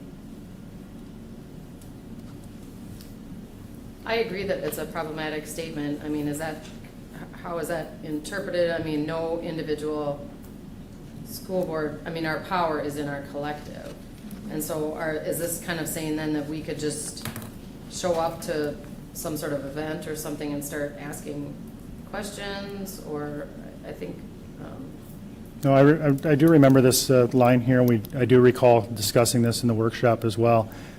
This line was lifted specifically out of state statute, and that's why it was included in the model policy, is Minnesota state statute does clarify that there are persons designated as having general control and supervision of the school property. That's the way they word it.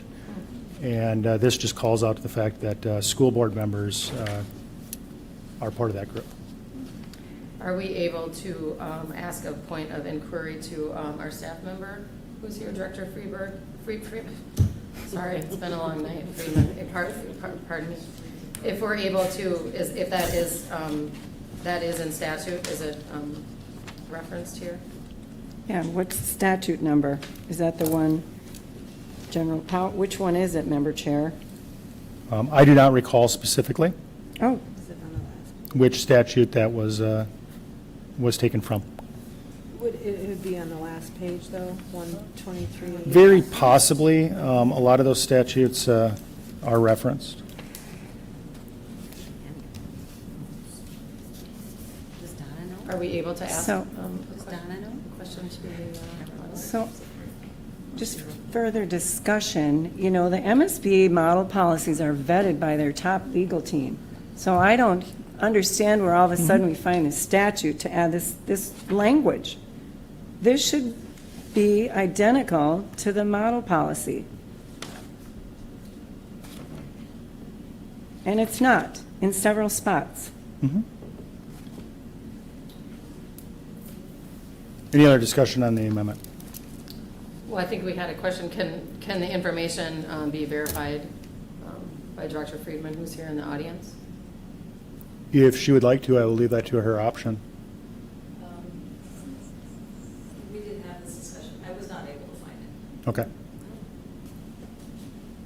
So perhaps it's not in statute, or, It is in statute. and Director Friedman can't find it? Yeah, I think we need proof. I think it's probably, if I can suggest, a bit of a stretch or unfair to ask staff to respond to statutory requirements. I would agree. That's going to require more time, more research. To ask us on the spot to Yeah. confirm or verify, I think is a bit unfair. Well, I guess what I'm saying is, so the changes that we're seeing are in red. And these changes can either be proposed by the chair, or they can be in statute. We don't know the difference. I don't know. I mean, and I'm, you know, if someone's saying it's in statute, I apologize for putting you on the spot. That is not fair, but I'm just saying it would be super helpful if, like, the red is what member chair has added, the green is in statute or something, and it's not. So I mean, you know. I agree. Member Hagelin. I'd just like to point out that, you know, Member Tyson keeps referring to MSBA model policy, that they have a model policy out there, but that doesn't mean that we can't add to it as we see fit. What is the rationale for that? Just as we see fit? We have very few policies that are copy and paste directly from model.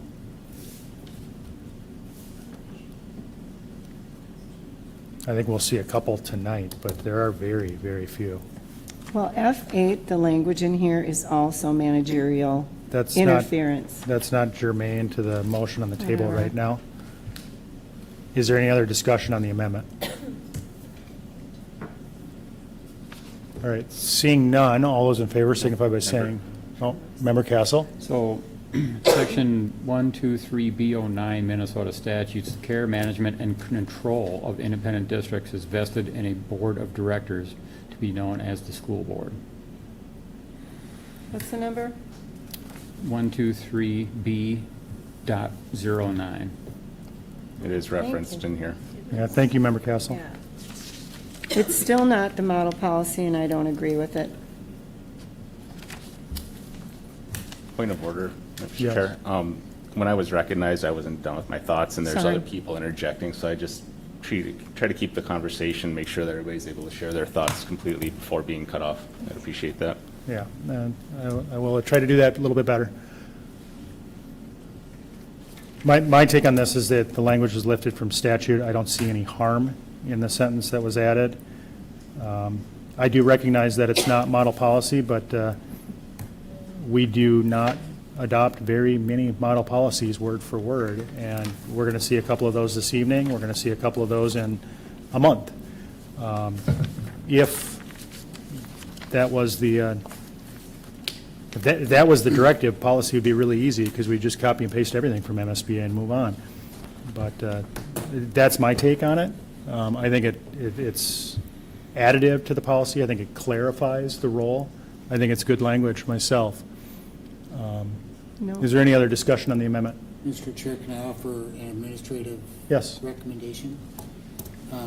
For the board to consider, we would be willing administratively to take the task of, as we provided the red lines here, we could create deeper color coding to identify the specific reference, whether it comes from statute or comes from prerogative of the board. If that could be helpful to this discussion and deliberation. Member Tyson? I think that would be helpful, and I think in hindsight, we should have been doing that all along, so that would be very helpful. But I just want to add that I think this is not in the best interest of this board moving forward or future boards for Forsyth area schools. The sentence in the amendment? Pardon me? The sentence in the amendment that you're All offering? three of the sentences that I have opposition to that are not model policy. We only have one Right. of those in question at the moment. We're on 1202? 1201. 1201, 01. sorry.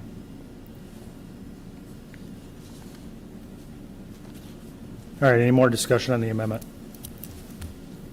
All those in favor signify by saying aye. Those opposed? No. I vote no. Okay, the amendment is not adopted, which brings us back to 1201. Is there any other amendments for 1201? Okay, we'll move on from 1201 to policy 1202. Is there any amendments being offered for 1202? Yes. Member Christensen. I would like to make a motion, sorry, just a second here, I'm on the wrong page. Oh, there it is. I would like to make a motion to strike 5A3. 5. And along with, well, there's a, so 5A3, or, sorry, I need to.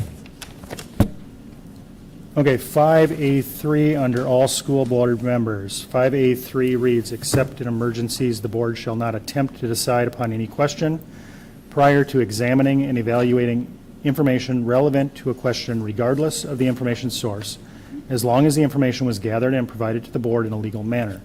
The school board shall have discretion to determine what constitutes an emergency.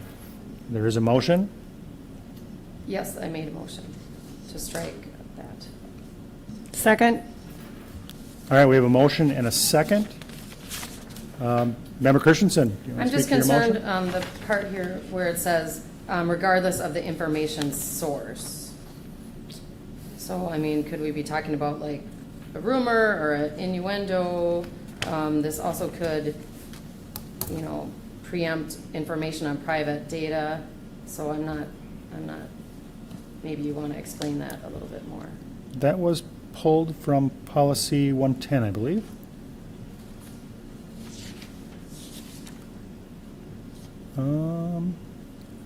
This was the adequate information to proceed. We have a policy that's directly related to that. The wording is slightly different, but Because it also adds, you know, information relevant to a question, which, you know, who determines if the information is relevant, and then who determines the information source. Yep, that did come from policy 110. MSBA model policy does not have an adequate information to proceed directive in their policy, so that's where that came from. The information source and the legal gathering was not part of 110, so should we have come across information that wasn't legally obtained, it could be considered. So that's where that language comes from. Any other discussion on the amendment? All right, seeing none, I will add that this clause in here, right here, this 5A3, is a replacement for adequate information to proceed. I personally feel that's critical to the work that we do. We can't be making decisions up here without the adequate information. That's my feeling on it, which is why it's included in this policy. Member Tyson. And I just want it noted that it is not in the MSBA model policy and should be stricken. It's based entirely on preempting private data. It's not in the model policy, and it should be stricken. I would argue that it doesn't preempt private data because it states that the board would be provided the information in a legal manner. Preempting private data would be outside of the law, would therefore not be provided in a legal manner. Any other discussion on the amendment? All those in favor signify by saying aye. Aye. Those opposed? No. No. All right, the amendment fails. Any other amendments on 1202? I have another Member Christensen. On 5.2b, under superintendent. You mean 5B2? 5B2, is that what I said? 5B2. It says, except in emergencies, the superintendent shall be given an opportunity to examine and evaluate any information regardless of its source, as long as the information is gathered and provided in a legal manner to recommend action on a relevant question before the board attempts to make a decision, the school board shall have the discretion to determine what constitutes an emergency. So I'm just wondering, the first part there, except in an emergency. So is the superintendent not given an opportunity to examine if it's not an emergency? Just a clarification there, I'm not. So is this a motion to amend or a point of information? It's a motion to clarify, how about that? Doesn't exist. It is, yeah, whatever. Point of information. Point of information. Point of It's a information? that Okay, just, you know, point of information. Kind of along with what was, yeah. Okay, so point of information, this clause under 5B2 is the same thing that we just looked at for board members, except it's directed towards the superintendent. It too comes from policy 110 and is almost identical in language to what is included for the board. And once again, the board is given discretion to determine what constitutes an emergency. So it's the same clause as for board members. We wouldn't expect our superintendent to make a recommendation or to take an action without thoroughly understanding and having the information in front of him. So can I ask a clarifying question now? Yes. So is that is taken from the former policy, except in emergencies? It just seems sort of a weird phrase, except in emergencies, the superintendent shall. Yeah, and what the emergency clause does is the board has a high latitude of authority to act pretty much in any situation, but when we're writing policy, we're trying to be clear with our intent to the public. So if we exclude except in emergencies and we just say that the superintendent will always be given this opportunity, there presents the possibility that there is an emergency situation, the board needs to make a determination. And this is that clause, the except in emergencies portion is that the board will sometimes potentially be forced into making a decision without all of the information at their disposal. So that's what that language would be there for.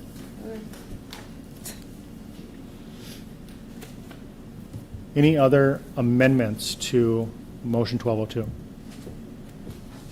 Well, B2, under superintendent. I'd like to amend that. We just talked about it. Is that the one you did, or was it 5?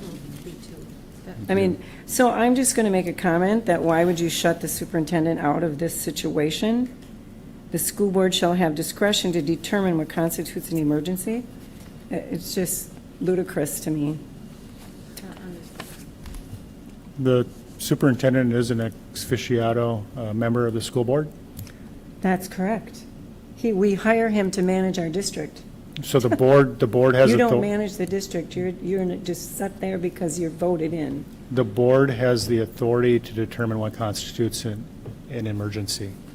We do not delegate that authority.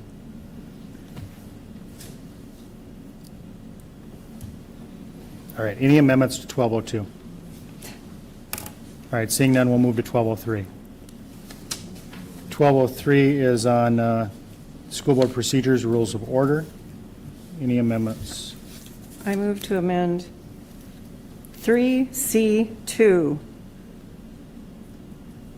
I reject the language limiting discussions to 2 comments by board members.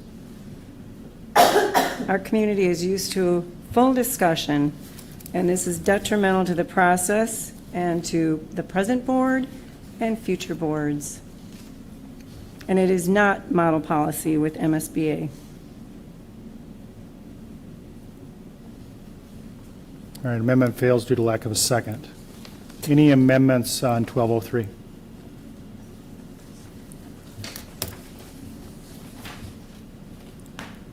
All right, that brings us to 1204.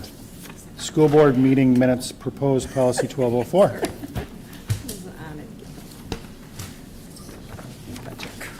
Any amendments on 1204? Seeing none, we'll move to 1205.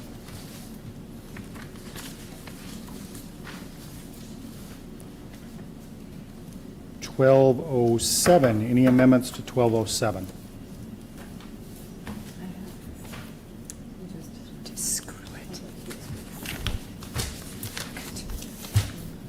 Any amendments on motion, on policy 1208? the development, adoption, and implementation of policies, proposed policy 1208.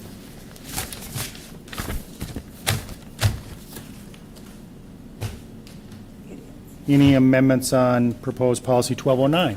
Yes. Yes, Mr. Oh. Excuse me. Member Haglund. For 1209, I would like to, let me find it here again, bear with me.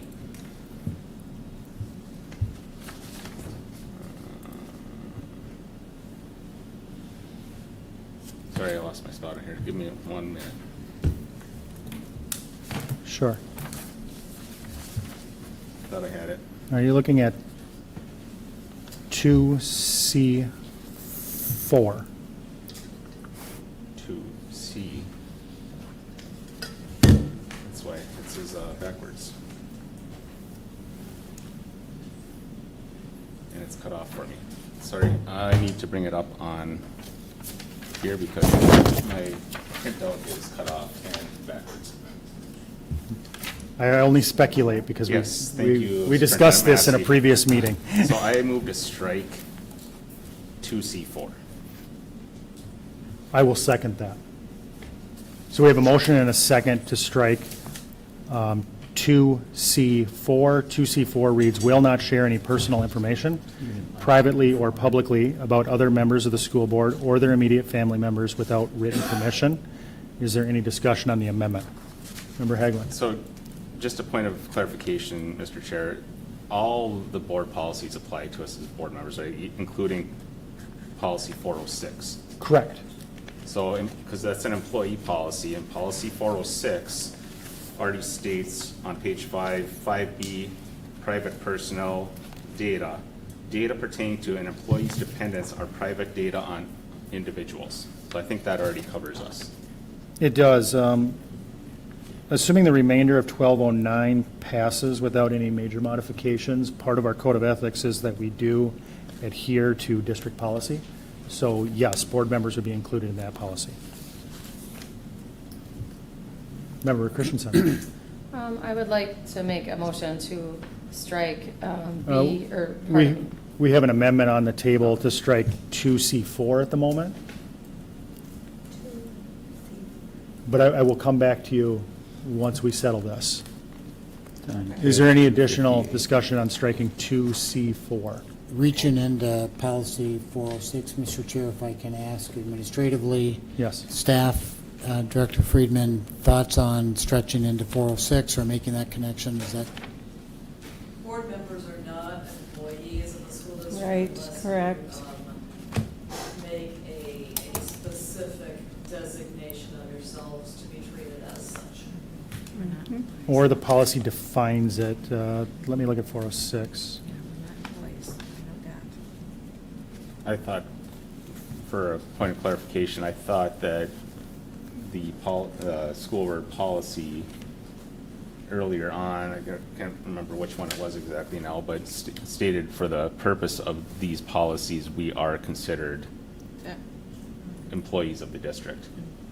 There's, I think, more than one policy that states something along those lines, which does Mhm. make it confusing for a newbie. So as long as we fall under 406, as far as that, I'm okay with striking that. As long as 406 covers that piece. Can you repeat your amendment? I can hardly hear you, Member Haglund. Sorry, Ms. Scott. The amendment was to strike item What page? 2C4. Page 258. Okay. So it's on- Okay.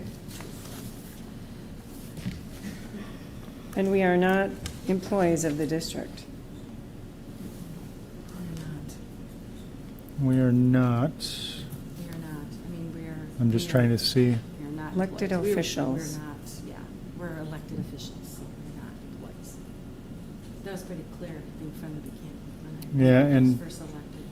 406. I thought there was a purpose of the school board policies. Oh, that's what it says? Yeah. Yeah. We are like, Right here, probably, right? maybe it's, because it's the policies, maybe? I think it might be in 1202. You guys are having side conversations that I can't hear. No, he's Talking to saying- your microphones, please. He said on 1202, it says we are, for purposes of this policy, we're employees for the policies, for our own policies, he said. But I always thought we are not employees of the school district, because that's what I was always told.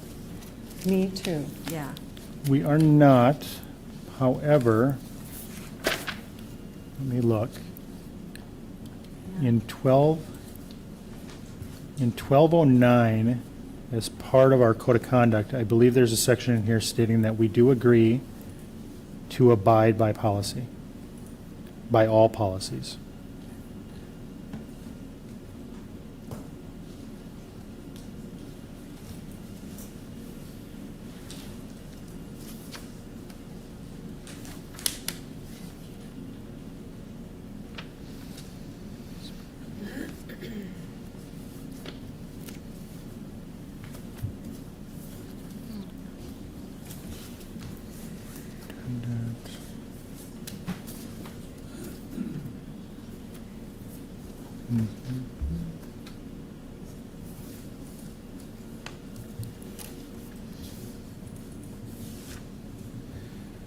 Again, a lot of added language. Does not follow the model policy.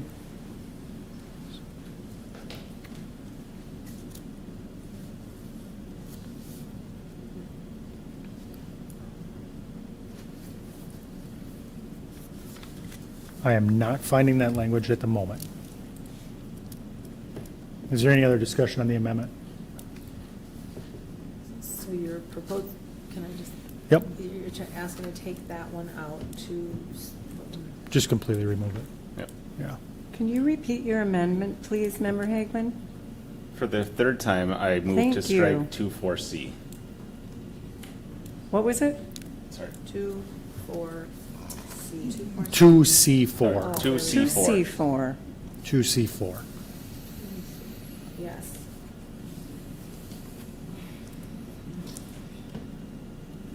That has been asked.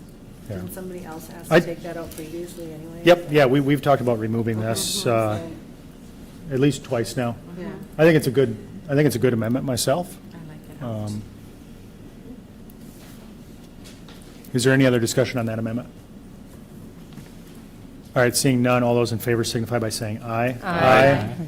Those opposed? All right, the motion carries that item 2C4 is stricken from policy 1209. Is there any other amendments on policy 1209? Member Christensen. I would move to amend 2B5. 2B5? Second? There's not a motion yet. Sorry. I moved to strike. I move to amend 2B5. I move to strike when deemed appropriate. Okay, so the motion is to strike when deemed appropriate from Correct. 2B5.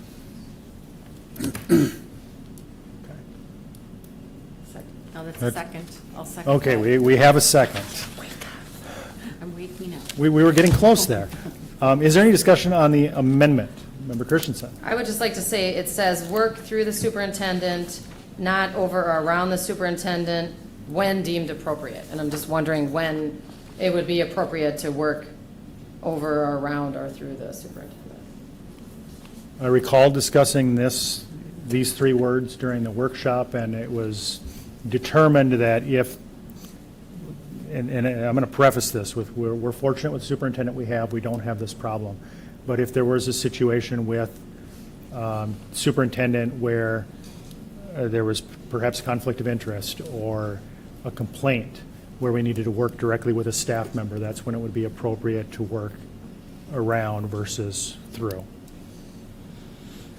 And I feel like we talked about this in the workshop, and we discussed how there are other staff members that we could go to if we needed to, so. And that would be working around the superintendent versus through the superintendent.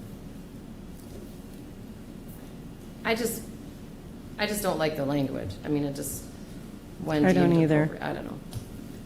Okay. It's not appropriate. And is that an add-on? It's in red. Mhm. So is that an add-on of yours, Member Chair, or I assume it's maybe not Yeah. in statute or, okay. Mine's not red.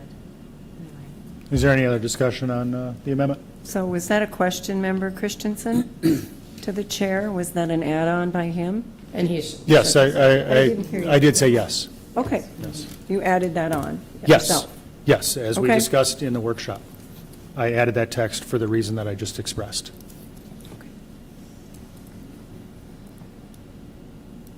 Any other discussion on the amendment? Okay, all those in favor signify by saying aye. Aye. Those opposed? No. Motion fails. Okay, any other amendments to 1209?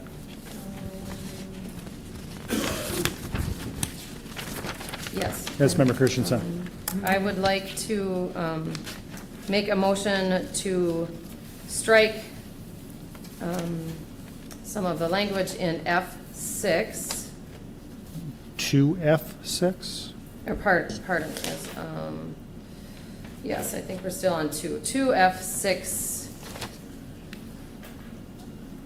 I move that we would revert back to the language that was not, or that is stricken.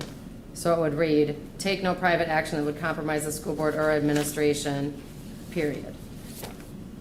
Right now, it reads, avoid any private action that will compromise the school board or administration when possible.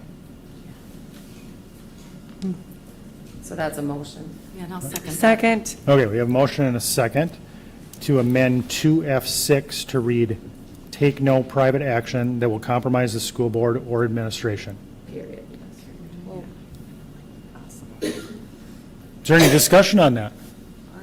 I think that's excellent change.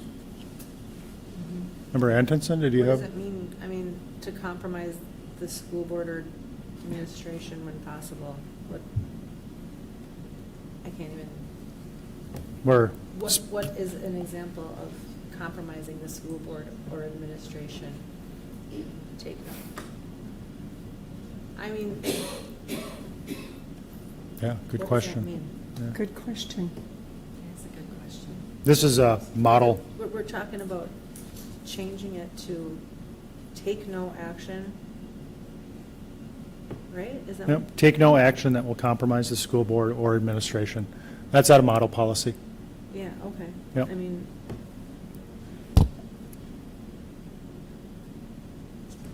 Mr. Chair? Yes. So Member is Hagelin. model policy avoid any private action, or is model policy take no? Model policy is take no private action that will Take no. compromise the school board or administration. Period. Period. My proposal was avoid any, and amending or adding on when possible at the end, because that feels extremely declarative to me. And we can't even sit around the room here and determine what this sentence even makes. So it felt to me like that, something that declarative and that direct, when we can't even define it, was potentially dangerous. yeah, I mean, But I'm just so curious. I just can't understand that thinking, why you would want to add on when possible. That's such a gray area, correct? I think the whole thing is kind of gray. That's my issue with it. I mean, Strike 6. what can compromise?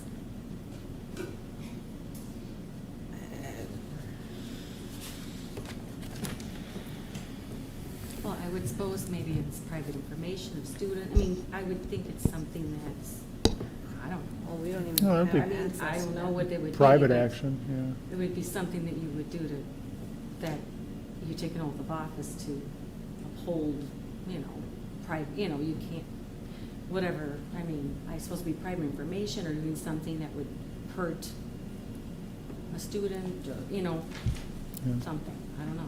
But you're not gonna do that anyway, so I don't know. I mean, I'm not sure what that would I'm- even be. Member Christensen. I'm sorry, could we ask Dr. Massey for clarification if he Yeah, knows I what mean, that do- might I mean, suggest? what would Or you think? I don't Director, know. if you- Yeah, I mean, it's certainly hypothetical, and, very you know, is it, I can't come up with an example off the top of my head either. It's not like we're gonna do it. I don't know. Take out the I just think it's unnecessary language. The entire clause or the The when avoid? possible, in the red, that was added. Fine, mine's not in red, I don't know. Are you looking at the strike-through document? I'm like, I don't know, is it? All right, is there any other discussion on the motion? Member Haglund? Yeah, in this situation, I think this is probably, I mean, I can see both sides of the argument here. That I think I'm more leaning towards the model policy on this one, just because It's just odd. it is a very odd phrase to have in there. So I think just going back to what Member Christensen said and just revert back to model policy, I think I'm okay with that. I wouldn't disagree. I think this would be a good change. Revert that back. Any other discussion on the amendment? All right, seeing none, all those in favor signify by saying aye. Aye. Those opposed? All right, the motion carries, and item 2F6 is reverted to read, "Take no private action that will compromise the school board or administration." Any other amendments on 1209? All right, seeing none, we'll move to policy 1210. Any amendments on 1210? This is a conflict of interest policy. I have a Member Christensen.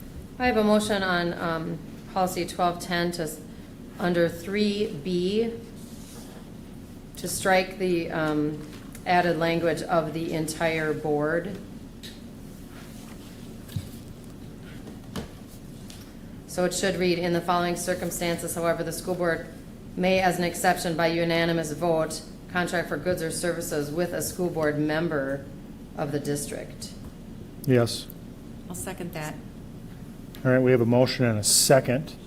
Do you have a further comment on that, Member Christensen? I or- guess have a point of inquiry. It seems that would be a conflict of interest then, so I just have a question. So if a member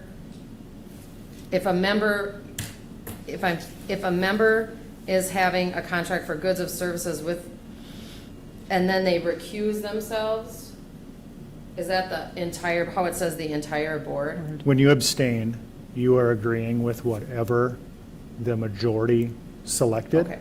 So if say in our situation, that this is actually a statutory requirement, which is why I added this language in here. It clarifies that the entire board needs to be present, just as when we provide authorization for your employment at the district, not to single you out, but this is just a good example. And I think it might even be covered in the language below. When we do that, it requires that the entire board vote on it and that it be unanimous. Even though it's in your best interest to abstain from that decision, it's still a unanimous decision because you as the abstaining member are agreeing with the majority vote. So it's not saying that you have to vote in the affirmative. It's just saying that we cannot have a member dissent. Member Haglund. And just to piggyback on that, if I remember right, in our first year, when we did have to approve your employment, I think we had to come back because we didn't have a full body the night that we voted on that. So I think that's, makes sense to have that in there. Again, not to single you out, but I mean, that's a kind of a unique circumstance. No, that's why it was a point of inquiry. I was just. So I think that makes sense. And that was actually what, that situation is what caused me to add of the entire board to that sentence, because a lot of times it's a lot easier to go through policy and understand procedure. In fact, there's one of the policies I think we may have already gone through about school board meetings and school board meeting minutes, where there's really specific statutory requirements.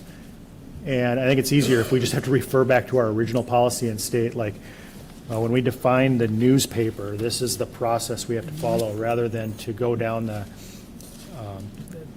rat hole of, okay, now I got to go look at this statute and this statute and this statute to make sure it's okay, that this is how we define that. So that's what of the entire board was added to this policy for, was just to clarify that in the situations listed below, and there's 5 of them, that the school board has to meet as an entire body to do that. Member Castle? So it's the difference between having a quorum and everybody. Correct. You can't just do it with a quorum. Yeah, so, because a unanimous quorum could be as few as four Right. members, where a unanimous entire body requires all 7 of us to, we would need at least 1 affirmative vote and 6 abstaining votes, and that would still be in a unanimous of the entire body, but that's why that language is there. Yeah. So it would be my recommendation that, although it's ambiguous with statute and completely unnecessary, it'd be my recommendation that we retain it and we vote against the amendment. Any other discussion? Retain it in what? Retain this language. Okay. And in order to do so, we have to vote against the amendment. Mhm. That's my personal thought. Is there any other discussion? All right, seeing none, all those in favor signify by saying aye. Those opposed? No? No. Okay, the amendment fails. All right, anything else on 1210? Okay, wonderful. That will bring us to 1211.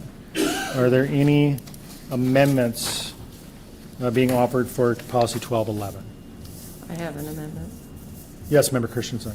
I would move that we take section 4A, 4A, because that is a civil action, and we take it out from under criminal charges and put it under 3. So we're just Oh. moving. That's right. I will second that myself because that was an oversight on my part. We did agree to do that in the working session. That was, thank you very much for recalling that. I missed that one. There's a lot of policies to work through here. Any discussion on that motion? All right, I'll just add before we go to a vote. Excellent idea. Thank you for catching that. All those in favor signify by saying aye. Aye. Those opposed? Okay, that motion carries, and we will move the civil back into the civil section and out of the criminal. Okay, any other amendments to 1211, or should we move to 1212? All right, we'll move to 1212. School board member development, proposed policy 1212. All right, seeing no amendments to that, I we'll have move. an amendment. Oh, Member Tyson. Sorry. Yes, I have an amendment, move to strike A4. 2A4, just for I'm clarification? sorry, 2A2.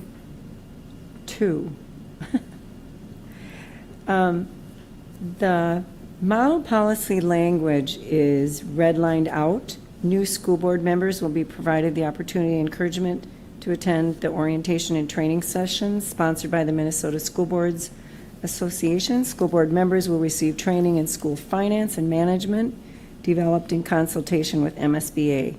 2 is not that clear in statute. So in statute 127.A19, so I'd like to see the model policy language put back in for 2. It clarifies that it works in conjunction with the MSBA trainings that have the window of 180 days to take what is stated in statute, the finance training. Does that make sense? So you just want to, please start at the beginning again here. What was your what was your amendment? 2, remove just the plain statute. Put back in the language under 4, that is model policy language, stating that school board members will receive training in school finance and management development in consultation with MSBA in that 180-day window. Okay, I think I follow the amendment. I'll second that. Okay, we have a motion and a second to amend the language in 2A2 from reading, currently, training in school finance and management consistent with section Minnesota statute 127A.19 within 180 days of taking office, and replacing that with new school board members will receive training in school finance and management developed in consultation with MSBA. Did I get that correct? Yes, you did, thank you. Okay. If I understand right, it's capturing all the language in the second sentence. Yes. Okay, Correct. any discussion on that amendment? Yes, Member I just have a Christensen. point of clarification. So the sentences below that are all crossed out. Yes, that whole paragraph. And those came from, just for clarification, came from where? Are those? Model statute? policy? Those are model policy or statute? Or- So, model policy. Language. What is stricken below the number 4 Yeah, that we're looking at here? That was model policy. That was the entire section for A. And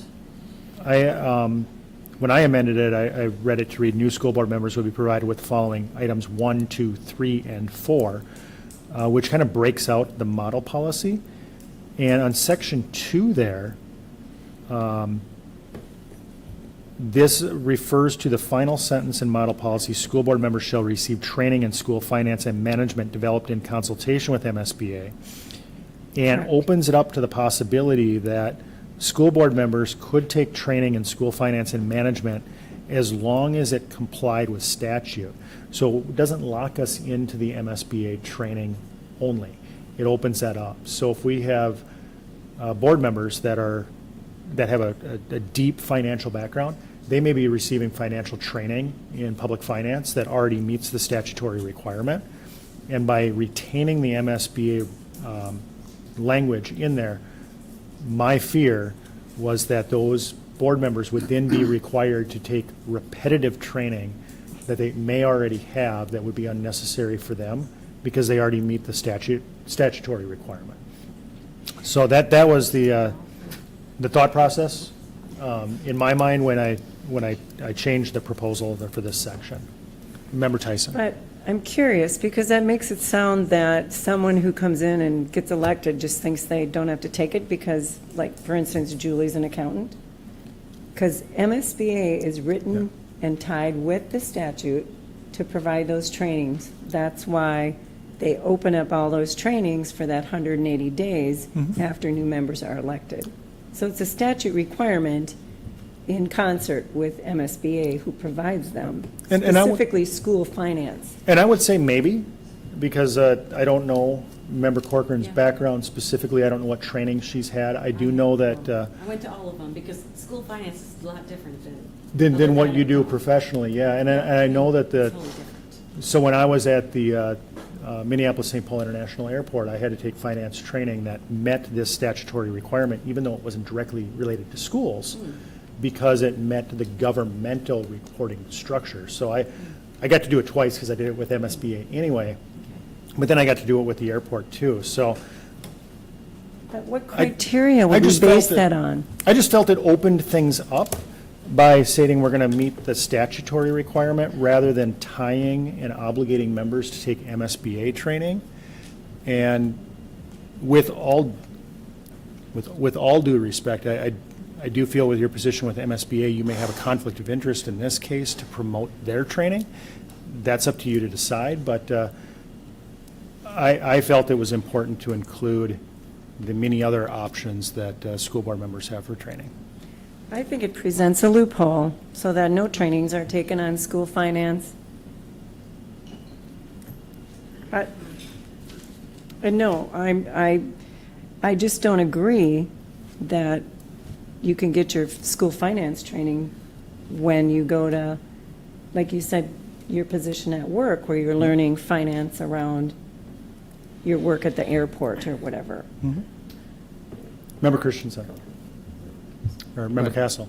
Number 2 says training in school finance and management consistent with the section Minnesota statute. So that's already saying that it has to be in accordance with the statute. We shouldn't be locked into MSBA's training. If somebody else offers training that follows the statute, we should be able to do that training. In school finance? Yeah. Okay, do you know an option for who else provides that? I mean, Not I'm off the open top to other Not off the top of my head. options that provide school finance. Why would we lock ourselves into one? Where's the Because competition? it's specifically school finance. There could be other specifically school finance. Well, I'd just I like to don't know that. where they are, or what they are. I I've don't never. either, but I would suspect there are. There's a lot of non-MSBA districts in the state of Minnesota. They got to get their training somewhere, I would assume. Well, 343 school boards all belong to MSBA, and I think the majority of charter schools take school finance, but if And there's other 500 school districts. finance that we know of, I hope people can share them, because I think it's an important part of being on the school board. It's in statute.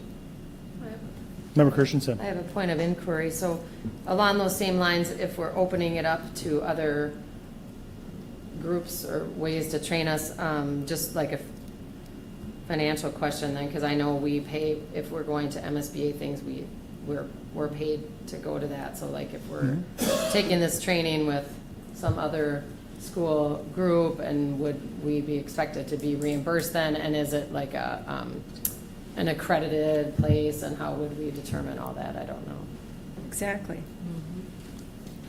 I mean, I understand what you're saying, Member Yeah. Belling, if it's your work or some, Mhm. something like that. But if I don't like MSBA, or for whatever reason I don't want to, and I'm going to go to, other group finance training, I mean, in order to be reimbursed, I would think that it would need to be, Yeah, accredited or some. School finance some- training? Yeah. Something. Qualifications. Mr. Yeah, it Chair, would if the have to be administration can offer. statute. Please. I know. Yeah. So maybe. I think we'd all agree that school finance is very complex, so the training needs to be specific, wherever that comes from. And I think there's a nuance difference in what's written here between will be provided and the language stricken that speaks to shall. I think that's a rather important distinction, I think, to be strong here, given the complexity of school finance and the operational obligation board members have around school finance. I think shall should be, I would recommend, if you'd consider So- that shall should be the operative language here versus will be provided. Will be provided doesn't mean a board member will obtain that training. And that was a change in 2023, I believe, that the shall was now required, because prior to that, it was just you were required to offer it. So that is a change in state law. That is something that wasn't captured here. So I like that. That point's well taken. So I would like to make a motion to amend the amendment to read that 2A2 should read training in school finance and management consistent with Minnesota statute 127A.19 shall be provided within 180 days of taking office. Or, if I can Second. offer further, I'm sorry to interrupt, shall be provided or shall receive? Shall, Speaking to the members should be shall receive. Well, Okay, looking at let- statute, it says shall be provided, or shall be made available. Should we make it available, so no one's required to take it? Well, point of inquiry, yeah. what is the governing body here? Is it MSBA or is it state statute? I would assume it's State state statute. statute. Well, Yeah. 127A.19 says the Department of Education shall make available to school districts and individual schools, sites, assistance and training in financial management. The assistance and training shall be in at least the following areas, and it lists them. So I think, to Member Castle's point, listing out the statute there So covers us. shall be provided would be adequate. Right. So the amendment to the amendment would be adequate for this. I believe so. Okay. Member Castle? Is the 180 days in there? No. Good. Where did the 180 days come from? Where did those dates come from? I don't Is know, it but just a No idea. third 6 month? Can't hear you. Oh, what is the one? I don't know just what you're want- saying. You're No, talking I to s- Member Hagelin. I sorry. can't hear you. So I said, what is the 180 days? Where'd that come from? I wonder. I wonder. I don't know. It's not anywhere. So, 6 months. So, and Yeah. we would hope that members would take it, right, Yeah. within that Which- time? Which is why I added the 180 Yeah, I days. think it's good And that- it's in section C there too about being invited with a superintendent to look at the schools. This is stuff we want to happen early in the term. Yes, yes. And Mm-hmm. most of this work, actually, we have two new members here today that they can speak to this, happened within the 30 days prior to them taking office. So this is something that we are well within the 180 days. So the 180 days was just my way of saying that this needs to happen when you start. Yeah. You need to be given these opportunities early, and knowing that MSBA delivered the training and that MSBA is our current provider, I know that's when it's most available. If you try to take the finance training in August, it's going to be kind of tough, but if you take it in January or February, it's pretty easy. Yep. So that's where that came from. So we have an amendment to the amendment. Do we have any other discussion on that? So are you leaving the 180 in there? Yes, that would include the 180. Okay, because I've had some training, but not this specific one. But it has been made available to you. Oh, yeah. Yes. I mean, Yeah. I can only do so many at one time, and then. Correct. They didn't have Yeah. them. And this is more a directive to administration than a directive to the board. Okay. Oh, That needs to be made available and provided to board members. okay. But, yeah, absolutely, you take it when you can. And So- administration has met that directive in every case here. Yeah.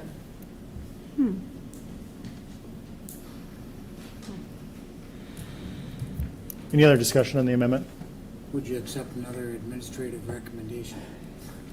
Yes, but we have an amendment to an amendment right now, so can we get through that and then, It might be germane. okay, go ahead. There's an opportunity here to have a standard of the board to lock in this training around school finance. And if anything is more, I don't know that anything is more critical than understanding school finance, which is very nuanced. And I think whether it's this board or future boards, having that requirement of this board, I think would serve the district well.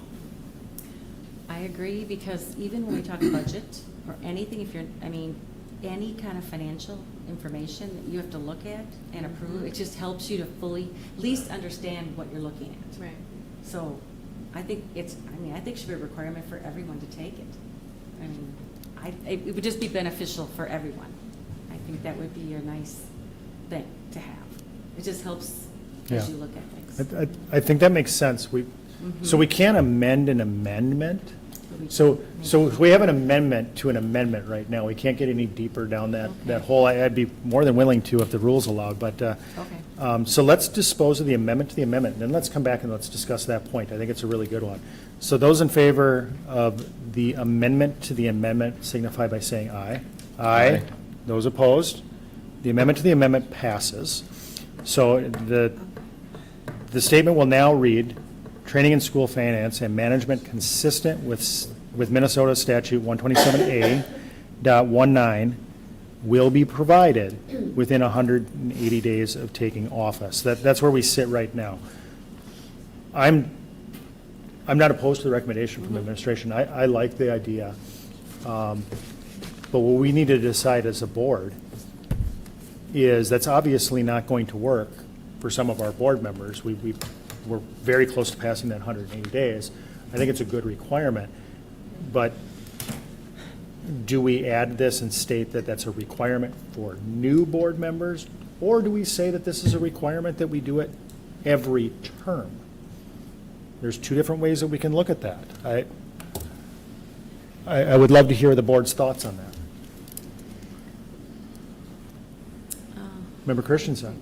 I would just think, I guess I don't remember how much these classes cost off the top of my head, but every term, I want to be good stewards of our finance. I don't know. I don't think we need it every term. I don't know, maybe every two, I don't know, come up with something else every 2 terms or every, I don't know, whatever. But every 4 years seems a little possibly excessive. I'm not sure. But I agree that it should be done. So I guess I feel like it should be done for new school board members, because to speak to Member Corcoran's point, it starts solidifying in your brain, and it's so different. It's unlike anything else. And then things just make a lot more sense. You know what's going where, and it's really helpful, especially if you want to be on finance committee, to have that school finance behind you. I think it's extremely, just personally, you know, I don't have a financial background, I got a business background. There's a little bit difference to that, especially when you start talking school finance. So my personal opinion on this is it's something that if we're going to mandate for new board members, we should mandate a period of when it's repeated too. This is information that's good to have. We've got board members with significant tenure. Fortunate, in our case right now, one of them has a great background in finance, so she's constantly receiving continuing ed. But if we think this is a really good requirement for new board members, I would argue that we should probably make it repetitive, at least on a period. If it's every term, if it's every 8 years, every 10 years, I don't know the answer to that one. Well, I'm sorry. No, Member Atkinson. I'm just gonna say right now, I mean, there's, I don't even remember how long the finance, I've looked at it before, it just didn't work out for me, the other ones I've done. There's a lot going on, like when you first come on here. Yeah. And that's why I sort of put that off, because I knew it's very complicated, and I didn't think I could probably retain much of it, and I thought if I'm exposed to some of these things and, you know, Chrissy's reports and that, I think is helpful too, to see some things first, and then you go to a class where you're getting some instruction in it, and then maybe some things will, you know, that helps solidify it too. So I just want to say, I know you got the 180 days, I mean, I'm still not organized, so. It takes time. But working on it, yeah, I know, it's just, you know, I'm, whether you want it to be 180 days, I mean, that's probably a decent, but it's, right now I'm feeling a little pressure. So maybe it could be within the first year? Well, that's kind of what I thought it was coming Yeah. in, was like, how long do I have to do these things? And that's what I heard, I don't know where on it at this point, whether it was at an MSBA thing or not, but who said, somebody said probably have about a year, just do it over the year. So. Or even the first, like, 16 months, because then you can grab that second cycle of the MSBA offerings. And I'm thinking specifically of MSBA. Is it offered every January then? Is it after, I mean, it's always around. It is at the leadership The leadership conference too. conference. They have it December there, through and Other March. finance, things you can So, take. I would say the first, I mean, I would say within the first year, I mean, the first term, like the first year or 16 months or Yeah. whatever you want to put in there. Even 18. 18 I- months, yeah. I really like this discussion. I don't know if we can completely settle it tonight. I guess I'd like to propose that we accept the amendment as it currently stands, with an understanding that we're going to come back and look at policy 1212 on this finance training, like July or April. Get some time to think about it and really decide what we want to, how we want to write that. I'm not necessarily opposed to it myself, but So, and I agree, Member Chair, and I would appreciate if people could maybe find other places to take school finance. I mean, it doesn't have to be MSBA, but I just strongly believe that school finance is really important to take and to understand. yeah, I couldn't agree more. There's nothing else like it, I'm telling you. It's very different, so. Member Christensen? No? Okay, any other discussion on this amendment? Okay, well, then I think what I'm going to propose here is that we vote on this amendment as it is currently right now, but with the understanding that we are going to have this on a future agenda, and I'll propose sometime between now and October. Most of these classes, I understand, aren't really offered until later in the year anyway, so that'll give us all some time to kind of think about what we want this to look like and how to materialize it, maybe come up with some ideas. Does that seem reasonable? Okay, so I have a note that we'll have it on the agenda sometime in the next few months. I'm going to probably say August through October, just because we have a lot of business to get to over the summer. But with that in mind, then, all those in favor of the amendment as proposed signify by saying aye. Aye. Those opposed? Okay, the amendment is adopted. Dr. Massey, thank you very much for that suggestion. I think that will add some strength to it. That brings us to policy 1213. Is there any amendments to policy 1213? No? Okay, what about policy 1214? Any amendments to policy 1214? Okay, then if I'm on track, and Joy, are we on track? That brings us to the end of 8.4 through 8.18 on amendments. So the motion on the table is to approve 8.4 through 8.18 and simultaneously rescind all 100 series policies with the exception of policy 103A. Is there any, well, there is no further discussion. We have no further amendments. All those in favor signify by saying aye. Aye. Those opposed? No. No. Okay, motion carries. And that disposes of 8.4 through 8.18, which brings us to reviewing upcoming calendar dates. Upcoming calendar dates, we have our next board meeting on June 12th. June 9th, thank you. We have graduation next week. We have, is it the senior awards on Monday? Academic awards. Academic awards on Monday. Any other major events that we need to know in the next week? The board's role, if I can chair at the academic awards, would be audience member, except for the chair typically is on stage. I will be there. shaking hands with Mr. Caldwell and myself. Graduation, all board members on the stage with a seat provided. And you have a role in handing out diplomas. You'll march in with the graduates, leading the graduates in.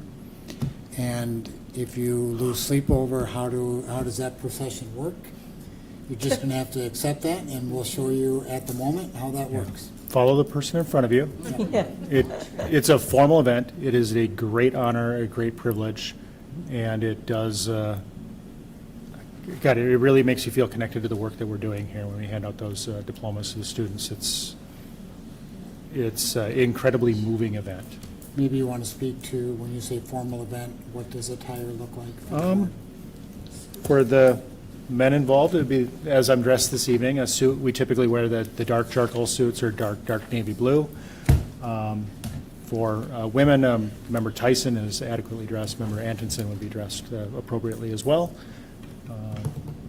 Member Corcoran? Yeah, so. Well, no. Pro tip for the chair for academic awards night, wear nice comfy shoes. Yes. So on. Yeah, a lot of time on the feet. Stand. Yes. Member Corcoran's done it too. I haven't hurt your feet. Yeah. What time is that happening on the second? The graduation The academic No, the awards. academic awards. on the 2nd, that starts at 7 p.m. And the high school auditorium again this year? Yes. Oh, okay. All right, that brings us to moving to a closed session to discuss superintendent goals and performance evaluation. I would entertain a motion. So moved. Second? Okay, we have a motion and a second. All those in favor signify by saying aye. Aye. Those opposed? All right, we will now move into closed session. Thank you, everybody.